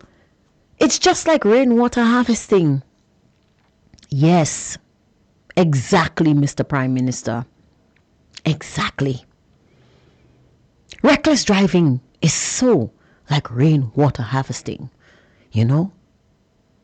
And this irresponsible individual who was photographed in the act of using their tank to collect and store water from the water and sewage company, which is supposed to provide every household in St. Lucia with a supply of potable water, while allowing the untreated, undrinkable water from his gouttiere, because that's what my grandmother used to call it, to fall onto the ground where it can be absorbed into the water table and replenish the water supply for Wasco is so wrong. That individual This insensitive individual. That's the person that needs the demerit system. Not the reckless driver that can cost the lives of other individuals. Wow.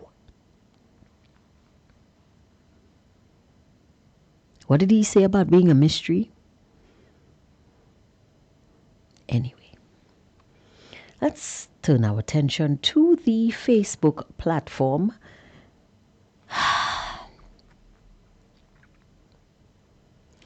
I really don't know what to say about this Prime Minister, honest to God. So somebody says, a reporter asked him about reckless driving. He reached on harvesting water.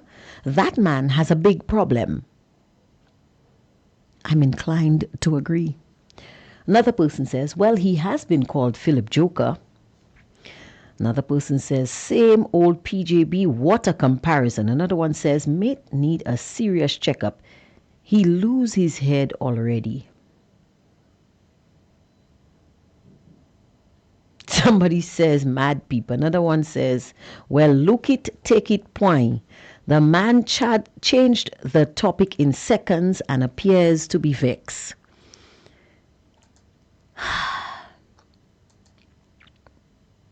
Rainwater harvesting, St. Lucia, seems to be extremely important to our Prime Minister. Let's see what else is bothering the Prime Minister today. Well, on Monday. I was thinking, think about the rain that fell this weekend. Every household out of water. Every household has a gutter, has a roof. Every household has a guttering. Think about it. Think about buying one length of guttering and just gutter one side of the house and put it in a thing. Even though you have no fancy piping, you say you have money and set up an house. Just think about it. At least you have water in there to flush your toilet. At least. Yes. Flushing toilets are very important, Prime Minister. I agree. Health is wealth. I agree. But what about the reckless drivers, though? Do you think that maybe they were rushing to flush the toilet? Do you think that this young man died because because of a lack of water to flush his toilet? Is that what the police are telling you? Did he have a diarrhea and was trying to get to a toilet and he couldn't use the one at home because it was dirty? Is that why we've gone from reckless driving, carnage on our streets, to rainwater harvesting? What's the correlation, Prime Minister? Really, I'm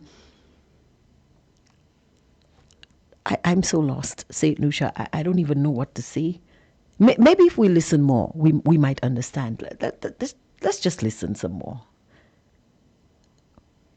I mean, this year, I'm going to tell you, the budget is going to be about sustainability.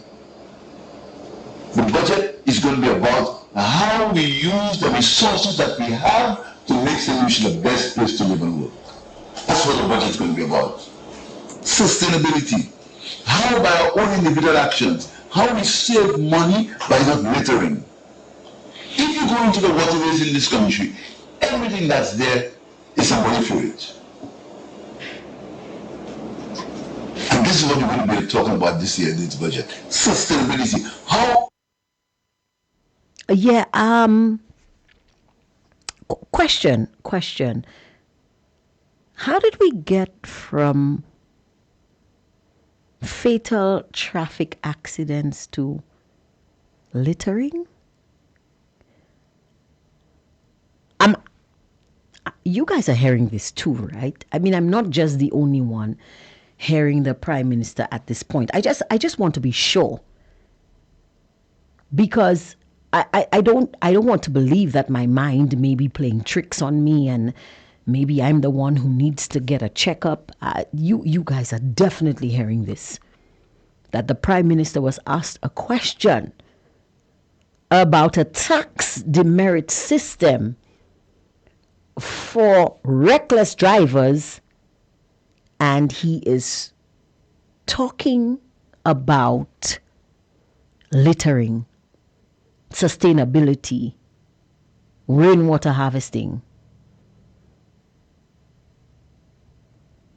Because sometimes honestly, guys,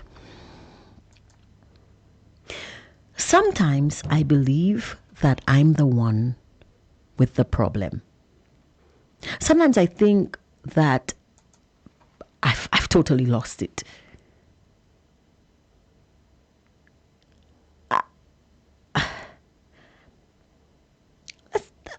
Let's just let the man speak. Maybe he's making his way back. Okay, maybe it's a case that the accident was caused because one individual was rushing to get water to flush a toilet and somebody threw tissue out of the window, and that's why we need to deal with all of these issues. No, that doesn't sound right. That doesn't sound right at all. I'm just going to let the Prime Minister explain. Maybe there's some sort of bridge being built here. Maybe he's working his way into something else. Maybe he has a way to tie it all together. Maybe all of these seemingly unrelated things are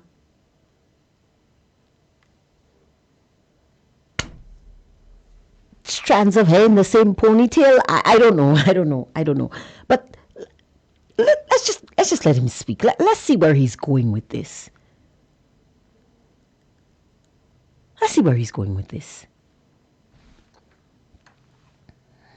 How do we grow our own food to eat? How do we grow it? We're going to have an emphasis this year. I can give you a preview on hobby farming.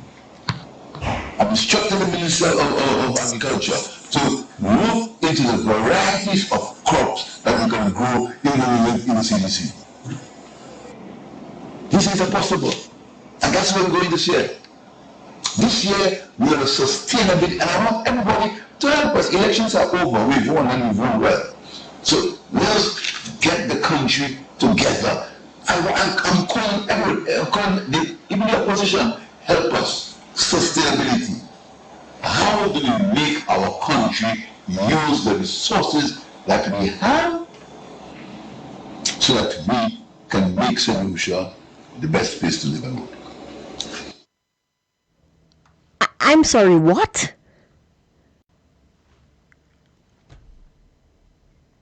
Grow our own food?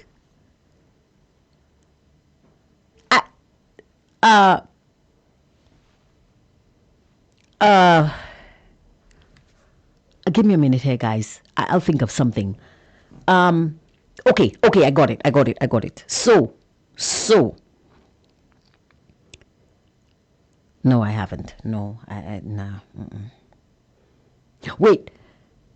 No, that doesn't make sense either.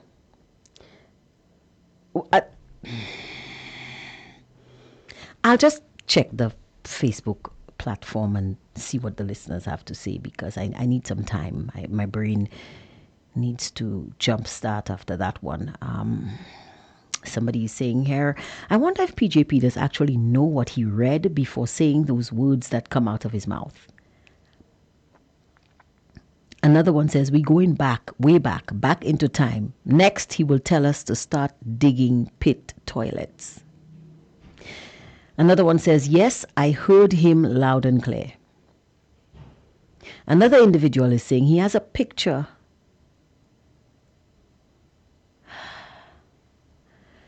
He has a picture of the tank next to the guttering because he wants to prove his point. However, he couldn't find a better time to bring it out. The other thing is that any government who resorts to taxation as their first option proves that it is an incompetent government. Abu Dhabi has oil, but they have no taxes, and it is one of the best places to live. Mr. PM, say that your desire to tax is the reason why you do not want to face the question head on. Another individual is saying the Prime Minister said he was the most readied. I have to admit, guys, that I am not readied to understand what the Prime Minister is saying. I thought we were talking about. I really thought the conversation was about reckless driving and curbing reckless driving and putting in a demerit system or finding some way to just encourage persons not to drive recklessly. But I am confounded, kerfuffled, confused, at a loss for words, baffled. Again, Facebook platform, my brain is still rebooting. Somebody says, so now he's concerned about rainwater and not Wasco providing the service we are paying for. I notice this man isn't aware he's the Prime Minister. Something is controlling him. Okay. It's not the news I wanted to hear today. Somebody says, LOL, says the man who laughed at Shasney when he was eating a guava. He did do that. Another person says, Angie, I am convinced that PJP was dishonestly pushed to power. Listening to PJP, I will say that something went wrong. Another individual, Mama, what did I hear? Shas is to help him? Somebody asked me to drink some water. I think I need to drink some water and mind my business, but I didn't bring my water today. Yeah, I think I need to drink some water and mind my business. Honestly.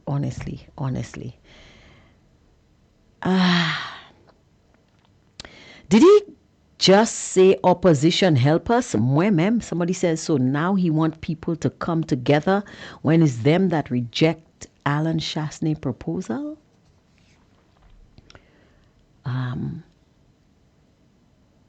You see, I told you guys some time ago.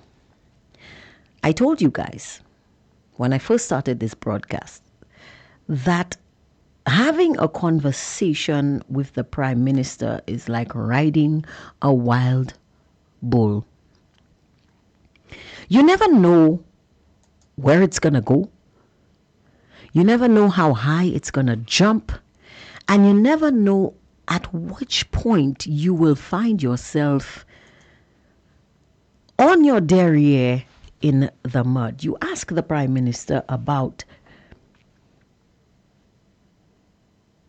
the color of the sky, and this man will literally tell you the rivers are running free. I hope you guys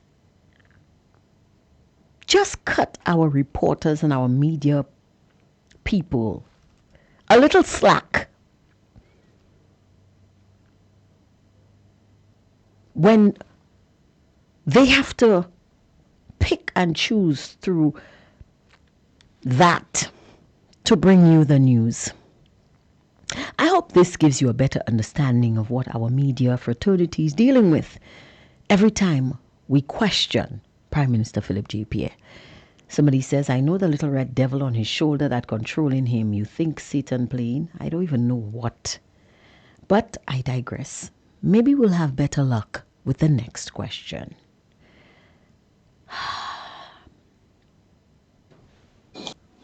Good morning, Mr. Prime Minister. Good morning, everybody. Amanda King from DBS Television. You mentioned about the budget will be built on sustainability, and you also mentioned the story about littering. We've heard talks about an environmental tax. Will that be introduced in this new year? We've not decided any fiscal measures as yet. In fact, what's happening is that I'm glad you reminded me. We have removed taxes on pensions. Now, every pensioner, regardless of both his government pension and his other pension, is tax-free. We've also increased the allowances In fact, we're going to come to Parliament even at the end of this month, before the budget, because we've done some sweeping changes in the tax laws to make St. Lucia, to make taxes in St. Lucia less for some people, but ensuring that we pay our equal share. So as far as I know, we've made no decisions on any environmental taxes as yet. He could have just said no. You realize that, right? And that's another thing with the prime minister. So you ask him one question, he goes off on a rant about something totally unrelated, and you're left wondering, how many brain cells am I losing listening to this? And then you ask him a question, a pertinent question, based on what he just said, and he starts campaigning. But you realize before he said, the election is done. We've won and we've won well. So why campaign? You've won and you've won well. Answer the questions that are being asked to you. But I digress. I really want you, St. Lucians, to understand what you've burdened us with here.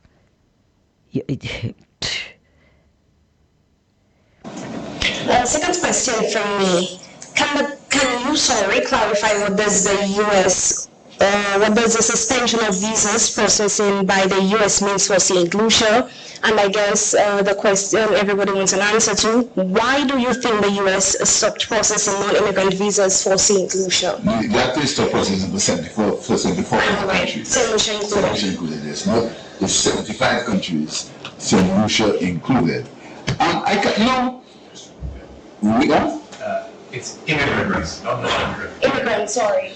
Yeah, immigrant, my fault. That's one. Immigrant visas. And I think something, it's very unfair to ask us leaders in the Caribbean to answer questions of why the United States does what it does. It's a very unfair question. It's very unfair to me. Or how can the Prime Minister of St. Lucia determine why the President of the United States took a position? That's almost impossible. The President of the United States takes his decisions based on his policies, based on his election promises, and based on what he wants to do, what he sees best for the United States, and I respect that.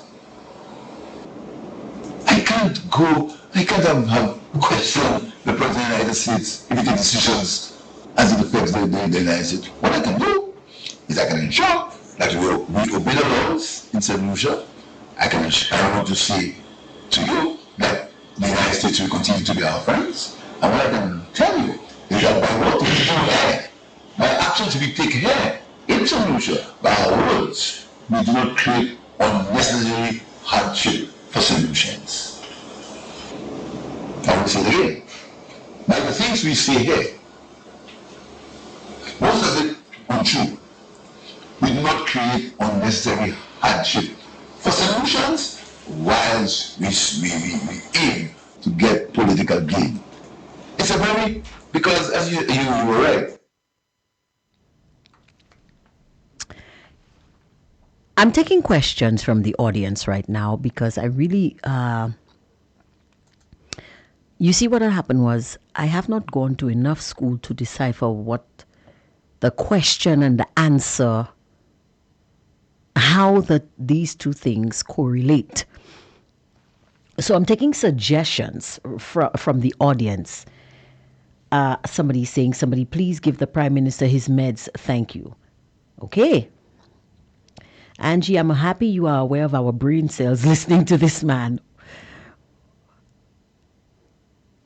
Oh my goodness.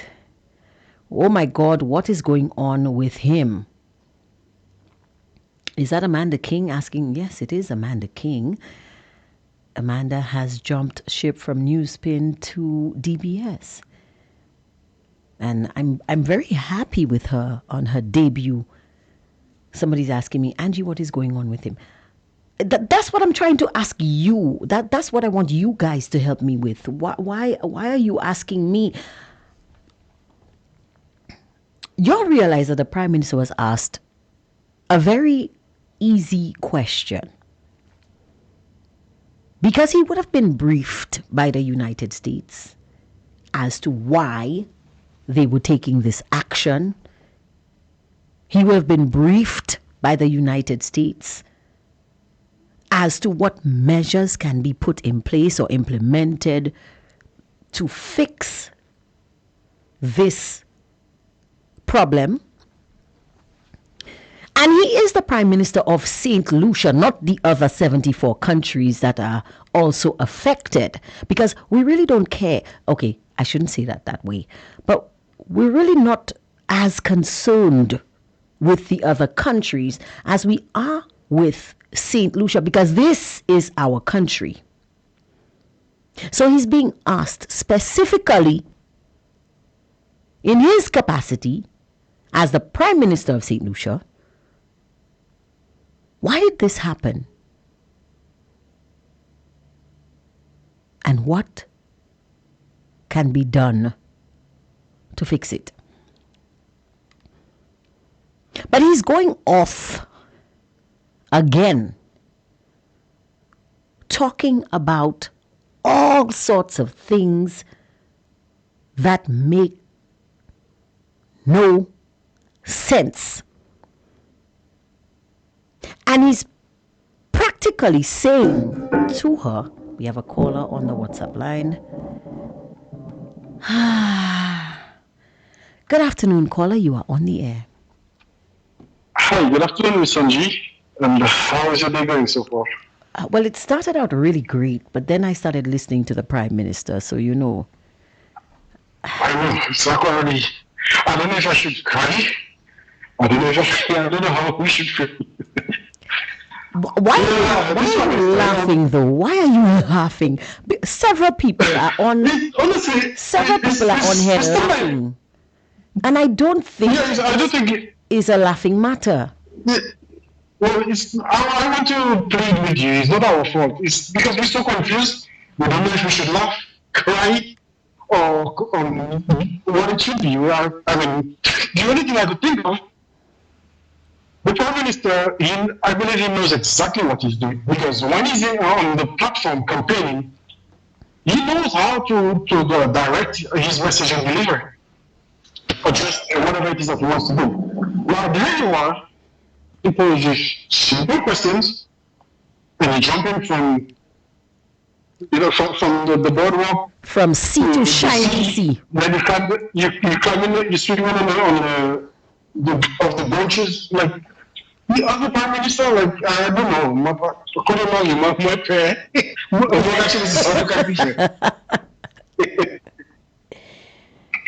Oh my God. You know, I think we all should really pay close attention to this guy, because he knows more than what he's letting out. And you're right. I mean, he had to have been briefed on it before. Forgive me, Pastor. Well, he didn't say he didn't know. Let's be honest. He didn't say he didn't know. He didn't say he didn't know. He said it was a very unfair question to ask him why this is happening. Yeah, he said he cannot tell us, he cannot say why the U.S. government is taking the decision to take him, but Avati. I agree with you, caller. Avati.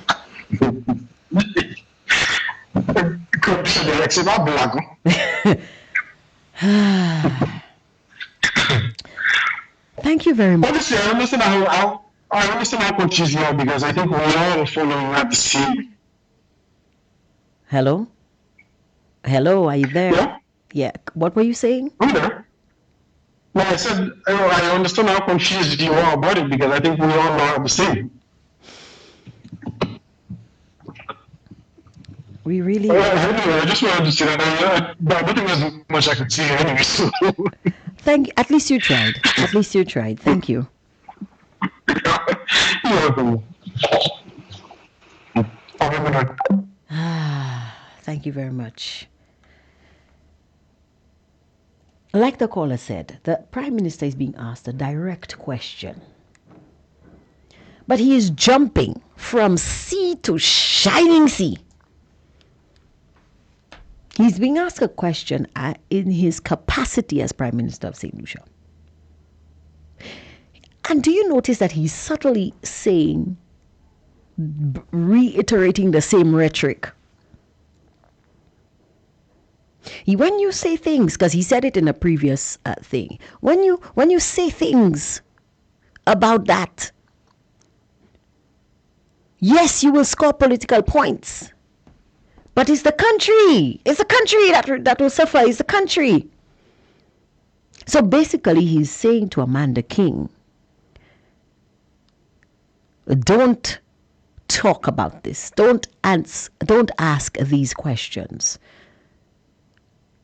And already setting the stage for her to be painted as an enemy of the state. Now, I told you guys that I was watching the comments, and someone was saying, is this a UWP press conference? What is wrong with her? Now,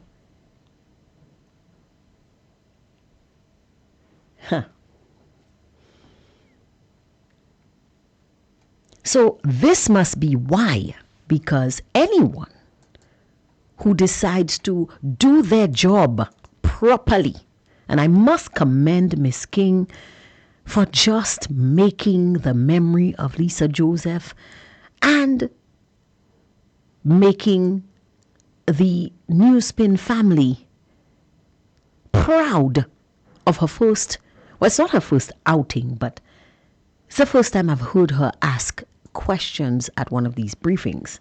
I'm not saying she hasn't done it before, but I'm saying this is the first time that I have paid attention to her performance. And I must commend Miss Amanda King. Sweetie, you are shaping up to be exactly what we need. So continue to say the things and to ask the questions that will make the Prime Minister uncomfortable. Somebody is saying, Mr. Prime Minister, who called the U.S. Mongoose Gang? I don't think you will get a response to that question.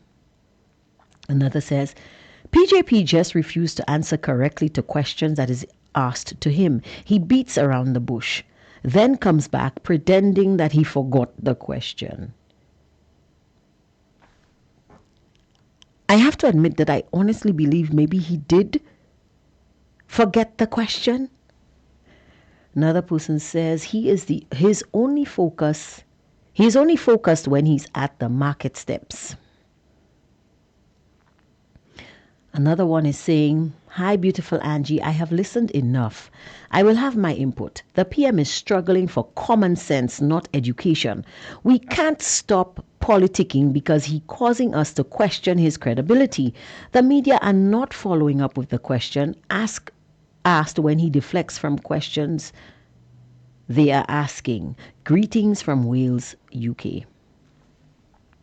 My lady, as a member of the said media fraternity, between the time you ask Philip J. Pierre the question and he goes off on his rant and he comes back, you've forgotten the question. And that is his aim, to fry your brain cells so thoroughly that you just cannot. You left in an intellectual stupor. You in an intellectual coma, and you just cannot recover. That is his aim, I believe. That is his aim. In my opinion, that is his aim. Another one is saying, so Donald Trump asking the islands to accept third world country deportees is him doing what he promised during his election campaign, doing what's right for America? Was accepting deportees a promise in your manifesto? Maybe you should go and check that out, my lady. Maybe we should. I doubt it would be there. Another one says, there should be a penalty for this Prime Minister holding back information from the public. I agree. Another says, Amanda King, bravo to you, my girl. Somebody says, Amanda, we are so proud of you. Bravo, Amanda. Footsteps of Lisa Joseph, and somebody else is saying something very appropriate but not appropriate for the airwaves. Somebody says, true to that, Angie, playing in Lucian's minds. Do you understand now that I was not just being rude or disrespectful when I said on previous occasions that when you ask the Prime Minister, is the sky blue, he responds, the rivers are running free. I'm glad that I can bring you this evidence so that you understand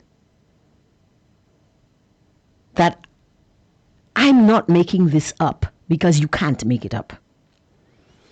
Another one says, good afternoon, my darling. Good afternoon, my darling angel. You are looking so beautiful as always, my friend. Thank you, Mr. Edwin. Somebody says, so all reporters should ask BJP what he wants to be asked to him? I don't know. I just know that this man is out to confuse the brain cells out of our media fraternity. That's why they've all gone mad, because their brain cells have been under constant attack ever since Philip J. Pierre became the Prime Minister of St. Lucia in 2021. That kind of trauma leaves a toll. I'm telling you, I'm suffering from it right now, and I'm not even in close proximity to the man. But I digress. 75 countries have been affected by the US laws as it relates to immigrants. 75 countries. And it concerns me when I see sometimes there's rejoicing in St. Lucia. There's rejoicing by some people in St. Lucia. Oh, you come from St. Lucia, you lose our visas. And people are rejoicing. I never understand what's the thinking of that. If the thinking is to affect the Prime Minister, I think, why is the Prime Minister? I think I'll have a visa. I mean, I'm on the line, why is the Prime Minister?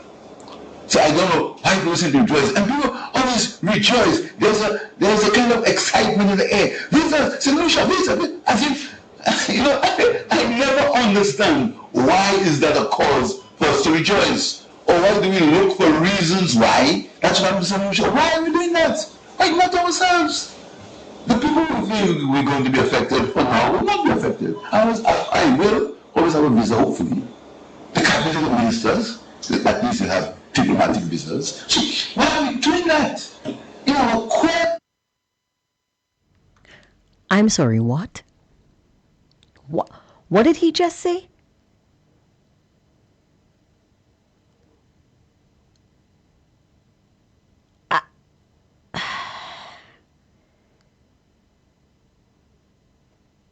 What did the man say? Honestly, people.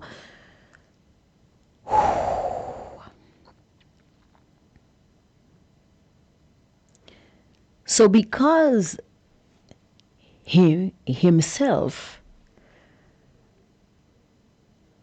excuse me, again, brain, I can't say brain freeze, I have to say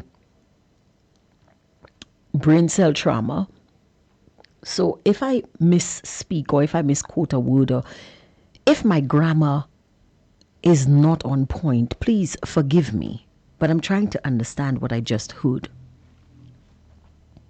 So the Prime Minister, what just happened? That's exactly how I feel. So the Prime Minister of St. Lucia is saying that people are gloating. People are gloating, he's saying, about the visa situation, and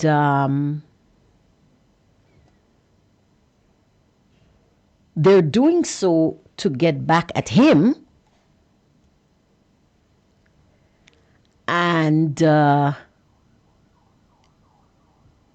he's not affected because whilst he is prime minister, he will always have a visa. And his cabinet of ministers will always have visas. So when it comes to the St. Lucians that supposedly, allegedly, reportedly voted him into office on December 1st, tutti bet klepulamyo. I think that's what I just heard.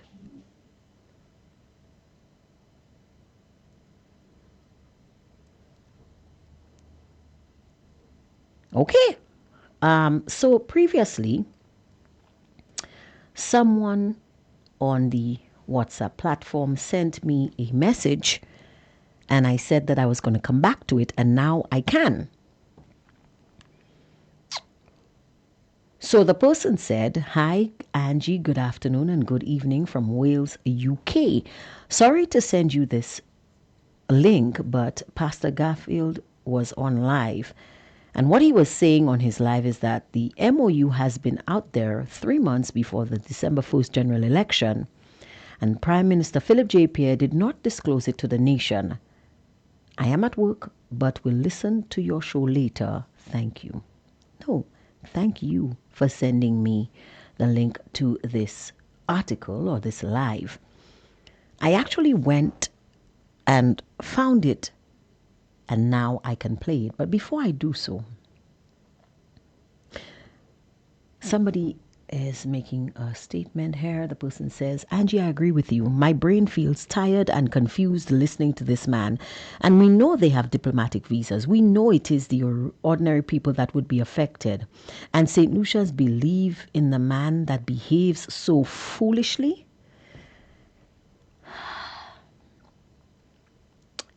And on the Facebook platform, before I go to Pastor Garfield's live,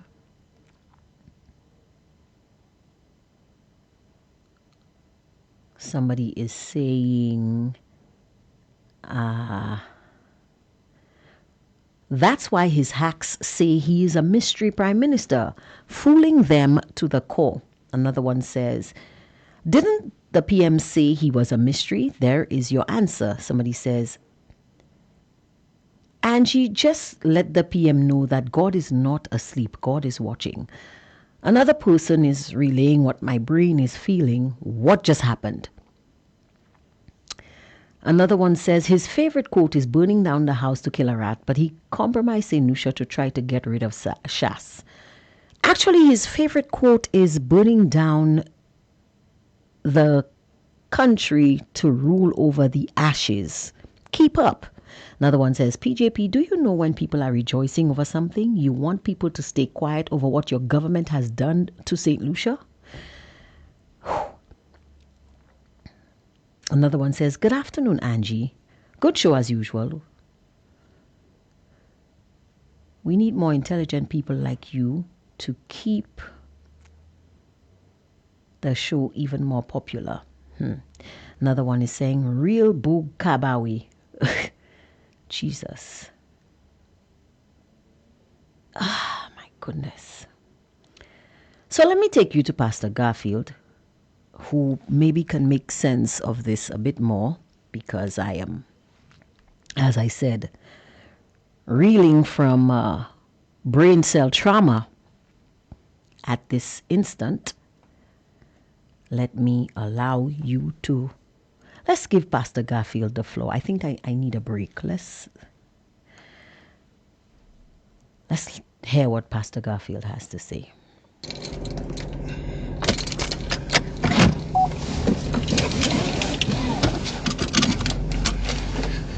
Great is thy faithfulness, O God.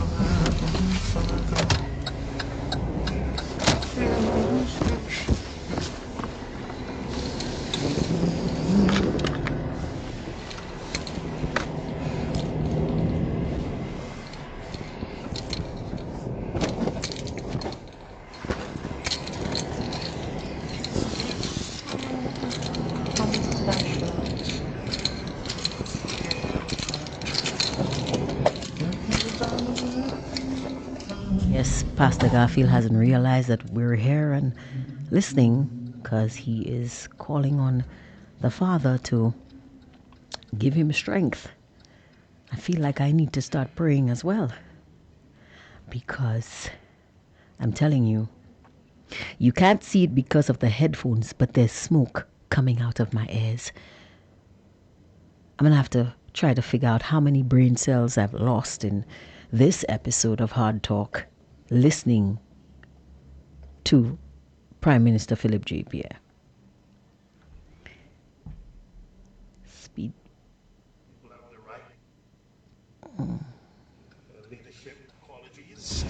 And they will make the right choice. So Barbadians know the country, they know the issues. Each will have to make a decision. That's their democratic right, of course, to make decisions, to choose whatever government they want. But I know that the Bajans are going to look at the issues that are impacting them, leadership qualities, and they will make the right choice. I did write an opinion piece, and that is my opinion. And the Bajans are not retaliating against it, but I will ask St. Lucians, do they need to know their place sometimes and allow people to share their opinion, share their opinion on matters? People have that right. You don't need to call them snakes and names. People have the right to engage. We have the freedom of expression. And until that is repudiated, taken away from us, then I would say you all just need to calm yourself and stop the craziness, especially as you get to a certain age. But some of the main issues in Barbados we know are the infrastructure, the streets. I know the government is working very hard on transportation. Okay, I don't think we have enough time in the broadcast to go through this video to get the specific part that we want. I'm going to have to listen to this and then get the information for you guys. So I'm going to bring you Pastor Garfield's the exact point because it's a pretty long video. It's almost an hour long, and we really don't have an hour left in the broadcast. So I'm going to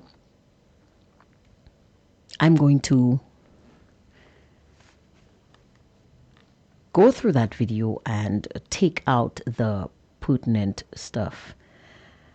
Okay, somebody says the then Prime Minister Ralph said that he got the MOU 4 weeks before the election. Another person is saying mystery or Majinwe.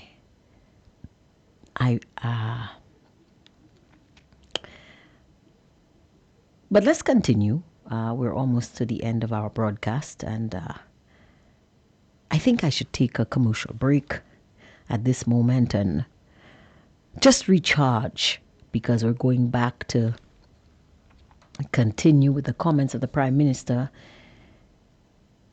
and we will be right back. You already know the power of Licks products on your clothes and household.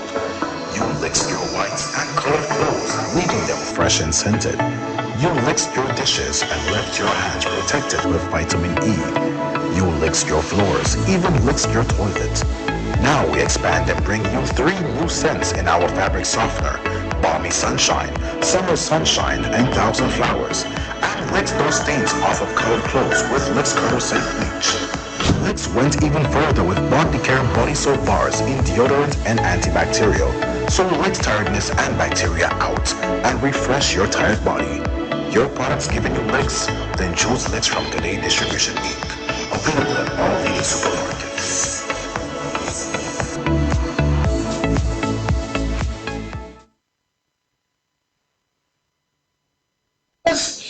Let me do something, ladies and gentlemen of the press. The elections are over. The elections are over. The Labour Party won the elections. We increased our seats in parliament. We increased our votes in terms of the national vote counts. The people of St. Lucia chose the Labour Party to run this country. Let us accept that. Let us work together to make St. Lucia the best place to live and work. I'm calling on all citizens. Let us get together. There are serious challenges ahead of us. There's serious challenges ahead of us. There's serious geopolitical challenges ahead of us. Some of it we have no control over. What we have control over, let us control it. Let us try our best to minimize the tragedy on our roads so we can put the most pressure on our healthcare system. Let us try. There are things we have control over. Let us use it so that we can have a better life in this country. Things we have no control over, let's not incite it to make it worse. Our own political, petty political reason. The elections are over. We won. It's a fact. It's a fact. Let's get together. We need to get together. We need to get together. If not, we'll perish. We need to get together.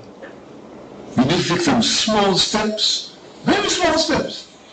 I made a point about hobby farming, water harvesting, environmental degradation, stopping environmental degradation.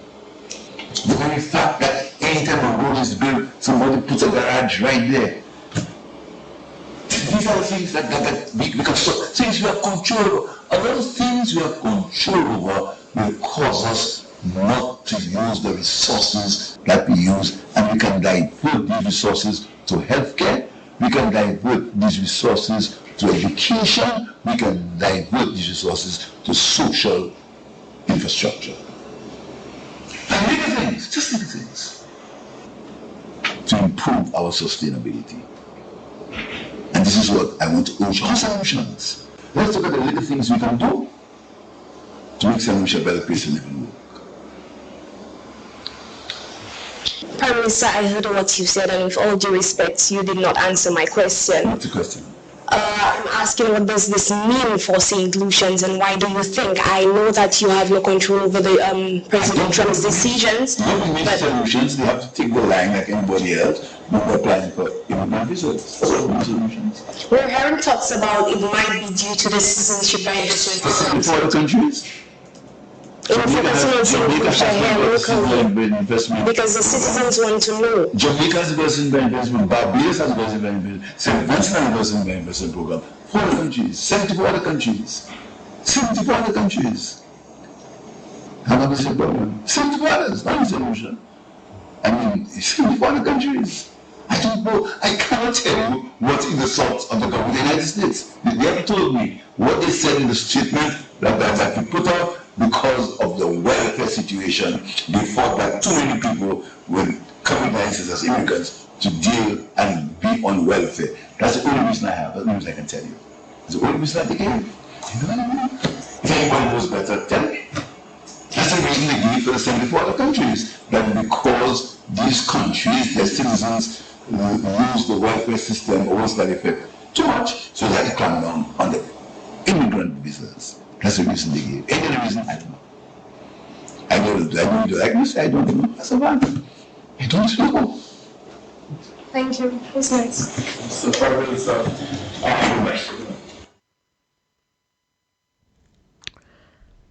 So he did know. Despite all of his bush beating and bushwhacking and traipsing and skipping and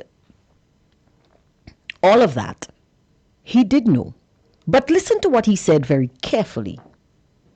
She's asking him specific to St. Lucia. Why? What does this mean for St. Lucia? And he's telling her what it means for the 74 other countries.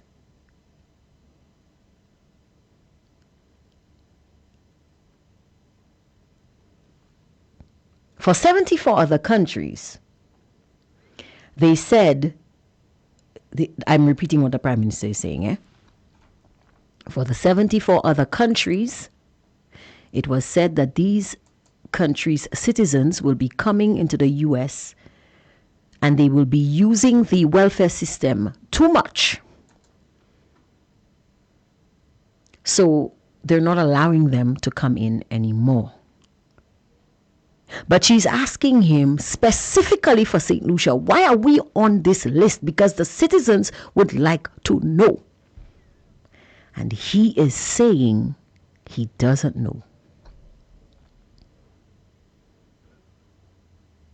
He's talking about winning the election, rainwater harvesting, sustainability. He's become a bushwhacker. He's employing evasive tactics. He is running around from sea to shining sea, all in an effort to confuse, deflect, confound, and kerfuffle St. Lucian citizens so that they don't want to ask that question again because it's just not worth it. That the trauma on their brains, they just don't have the capacity to deal with his answer. And then he believes they will leave it alone. But bravo to my girl who said, I heard what you said, but you, with all due respect, you have not answered the question. Somebody says, this is all a scam. Another one says, you are the serious challenge. I don't know what that means. Another says, so you want St. Lucians to accept the fact that you stole the election? Another one says, who and what nationality did you sell passports to? Another one says, no one without documents in the US can't be on state assistance. This is a BS excuse. Y'all see what we reporters have to deal with? Y'all think this is all about the glam? No. No. This takes a serious toll on your brain. But why should we have all the fun? He has more to do, please. Somebody's on the WhatsApp platform. Good afternoon to you. Hello? Hey, it's me bothering you again. No. I just want to say, I commend Amanda. I hope she's listening to at least this broadcast. Amanda, you're on the right track. You did a good thing. Be a Kusa. When he gets on, he has to rub his wounds. I think she did the best, the right thing. Let him go on his rant or whatever it is and bring him back to the point. Yep. You have not answered the question. It led to what I said before. He will stay, or it's not only St. Lucia. There are 74 other countries. I told you. I think his mystery is unfolding, and he's running out of space, so he's starting to feel backed up in the corner. The man was asked a question in his capacity as Prime Minister of St. Lucia. What does it mean for St. Lucians? And why did St. Lucians lose their ability or their privilege to get U.S. immigrant visas processed? And the man is hop, skipping and jumping all over the place, talking about elections, talking about he always having a visa, talking about 74 other countries, talking about Tom, Jack, Jill, Harry, Nathan, John, and Jeremy. But he can't tell us about Helen at all. No, I have a joke now. He got away with that today.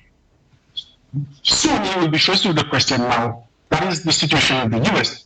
Why is it that Europe now export more and try to industrialize us too.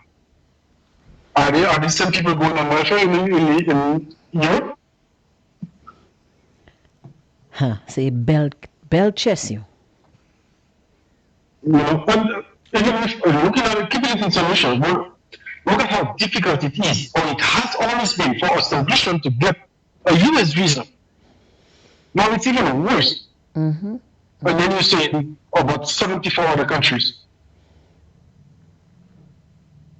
So I remember what I'm saying that pretty much solutions are going to be in prison in their own country, and apparently that's what is done. So you put his mouth and said, I will always have a US visa as long as I'm a minister of government. Yes. Tutti bet Yeah.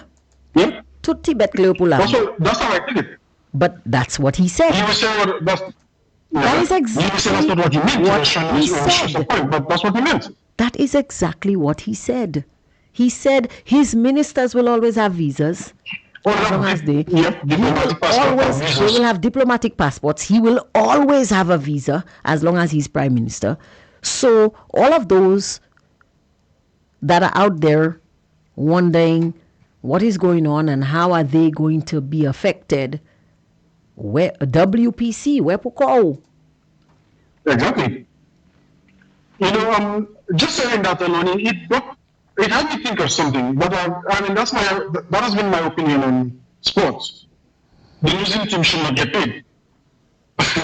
But I'm still mentioning that just to say that this is what had my mind drift to. Well, you, the minister of the government, you cause the country to be in that situation. You should get the same treatment as the citizens of your country. There should be no exception. Well, so you will not be able to travel to go to the US for meeting or diplomatic visit or nothing, or state visit, nothing. You're treated like a regular citizen because you're the one who caused them. Caller, I bet you that will change. Unfortunately, sorry to burst your bubble there. Sabai fait it, Lucio. Yeah, I know. It's just dreaming, but that is the one losing team that will not miss a paycheck. I can assure you of that. Yep. Exactly.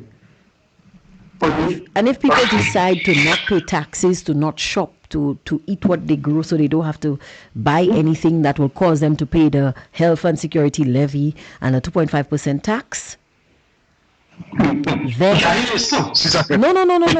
no, the money will come from somewhere. They will take a loan to pay themselves, but they will not stay without their salary. I can tell you that. Exactly. I remember I was a young boy, and when the SNP came into power, one of the first things they did was increase the salaries. I'm saying that just to enforce what you said. Yeah, they will never compromise on their own pockets. They're not cutting nobody. It's really sad where St. Lucia is right now.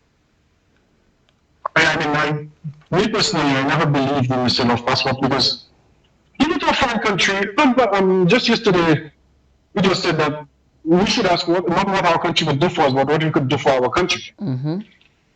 When you go to a foreign country, indirectly, they're asking you, what can you do for the country? And for us to be just handing over passports for some money, I don't think it's right. Well, a country's passport is its pride. That's the last thing they give to you. Well, Ralph Gonzaga. People having the passports just to swing from one country to the next, and they don't know where the country is. Ralph Gonzaga told them that several years ago. He said, and I quote, "Our passport is our patrimony, and our patrimony cannot be for sale." Yep. He further said that they will not stop doing it because the money is too sweet. Because the money is too sweet. He warned them. And now, because of them, he up shit. Anyway, let me not say that. I tell y'all can't see it because of the headphones, but the smoke is coming out my ears right now. And not because I'm angry, because my brain cells are overheating. Yes, yes. You notice I've been eating ice all the time if you're watching on the Facebook Live. Because I needed to cool down the pressure on the brain. Yeah, I needed to cool down the pressure on my brain. Thank you so much for your observation, caller. Yeah, just one more thing I want to say, and I don't know, but just to put it out there to make sure we all pay attention. He keeps trying to change the course of the conversation. What we should do. Yes. Control what we can. Because he doesn't want people to really bombard him with the questions that he has to answer. But anyway, Angie, I'll call it good for today. And I'll continue listening. Thank you for taking my call. Thank you as well. You're welcome. There you have it, guys. There you have it. Let's turn our attention to the Facebook platform. Somebody is saying, Tim mentored Amanda, correct? Yes, he did. Yes, he did. Somebody saying, good question, caller. Another says, the man say, yeah, visa either mood turning black for his followers. Mams have ki mood order right now. Another one said, PJP is confused. He's using the conference to say anything that's on his mind, jumping here and there, trying to send words at people. I'm sorry to inform you, but the Prime Minister is everything else but confused. His aim is to confuse us, the St. Lucian public. His aim is to confuse us, the citizenry. His aim is to confuse them, the media. His aim is to confuse his people. He wants to put the citizenry of St. Lucia in a state of what I call CCQC. Confounded, kerfuffled, and quite confused. So that you will never, your brain already get that kind of beating, listening to him and trying to ask questions on the subject. So when you go to talk about that subject again, this is a form of behavior modification. Okay, it's a psychological term for punishing somebody when you want to curtail a certain action. What the Prime Minister is doing is launching psychological warfare on the minds of St. Lucians. What he is doing is to confuse you so badly, to fry your brain cells so thoroughly when you hear the words visa and CIP, that self-preservation will kick in and it will prevent you from ever taking on that topic again. And in that way, he believes he has gotten away with it. Mr. Pai Shapi. Another one is saying Trump should take away all their diplomatic visas. Another one says Nigerians have 50% of our passports. Another one says it's always the citizens that are paying for their wickedness. Somebody is wishing everyone good evening. We're in the last legs of our program. Let me just get through this very quickly. Let's hear what else the Prime Minister has to say. Morning. Still on the same issue. Would we be interested, or would the government be interested in promoting, encouraging the use and the exploration of other markets? So, for example, our travels, our external commercial enterprising, if you want to call it that, our vacation spots. One would imagine that there are literally a world of other markets to explore. Would the government be interested at all in promoting that, encouraging St. Lucians, or I guess the wider region, to explore those markets? You see, there are certain things that are factual. The US is 4.5 hours away from us. 3.5 hours. Miami 3.5 hours away from us. That's a fact. Any other market is further. These are factual things. The government can't tell people where to go on holiday. That's up to people's choices. Our tourism for now is skewed towards the US market and the British market and the Canadian market.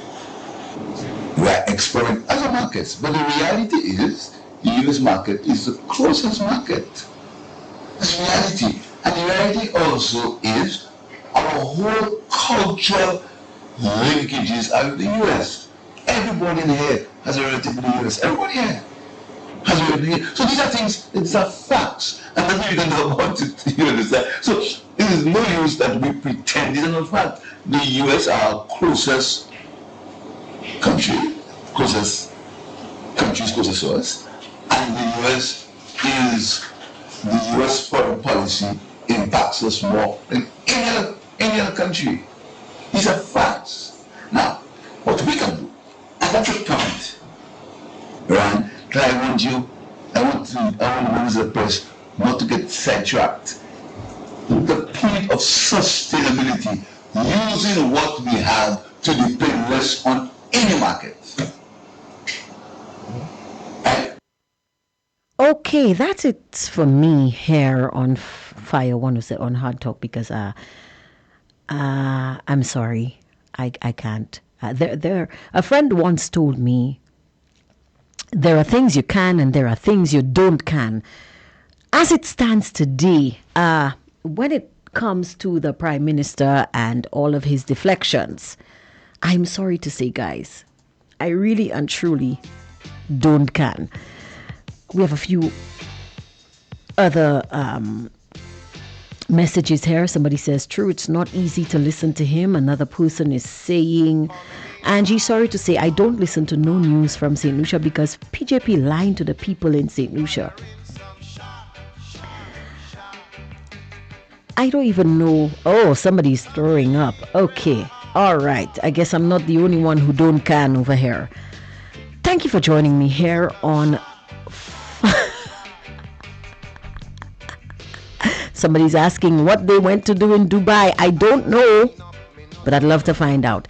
Guys, thank you so much for indulging me, for understanding that as much as it's not easy to listen to, but we really do have to take one for the team in this situation, because we need to understand what these people are doing, and we need to understand why they're doing it, and we need to be able to keep them on their toes. And I want to say kudos and thank you to Amanda King. I look forward to the day when I am free enough and able to resume attending the pre-cabinet press briefings. I'm hoping that this will happen later in the year. Pray for me. But thank you so much for joining me here on Fire 107.7 FM. Thank you for joining me on Hard Talk. Thank you for your patience when we were off air. Thank you. Just thank you. Thank you for indulging. Just thank you. I have to thank you because you went through this with me. See you guys next time. Same place, same time here on Fire 107.7 FM, when we discuss the issues that matter. Bye-bye.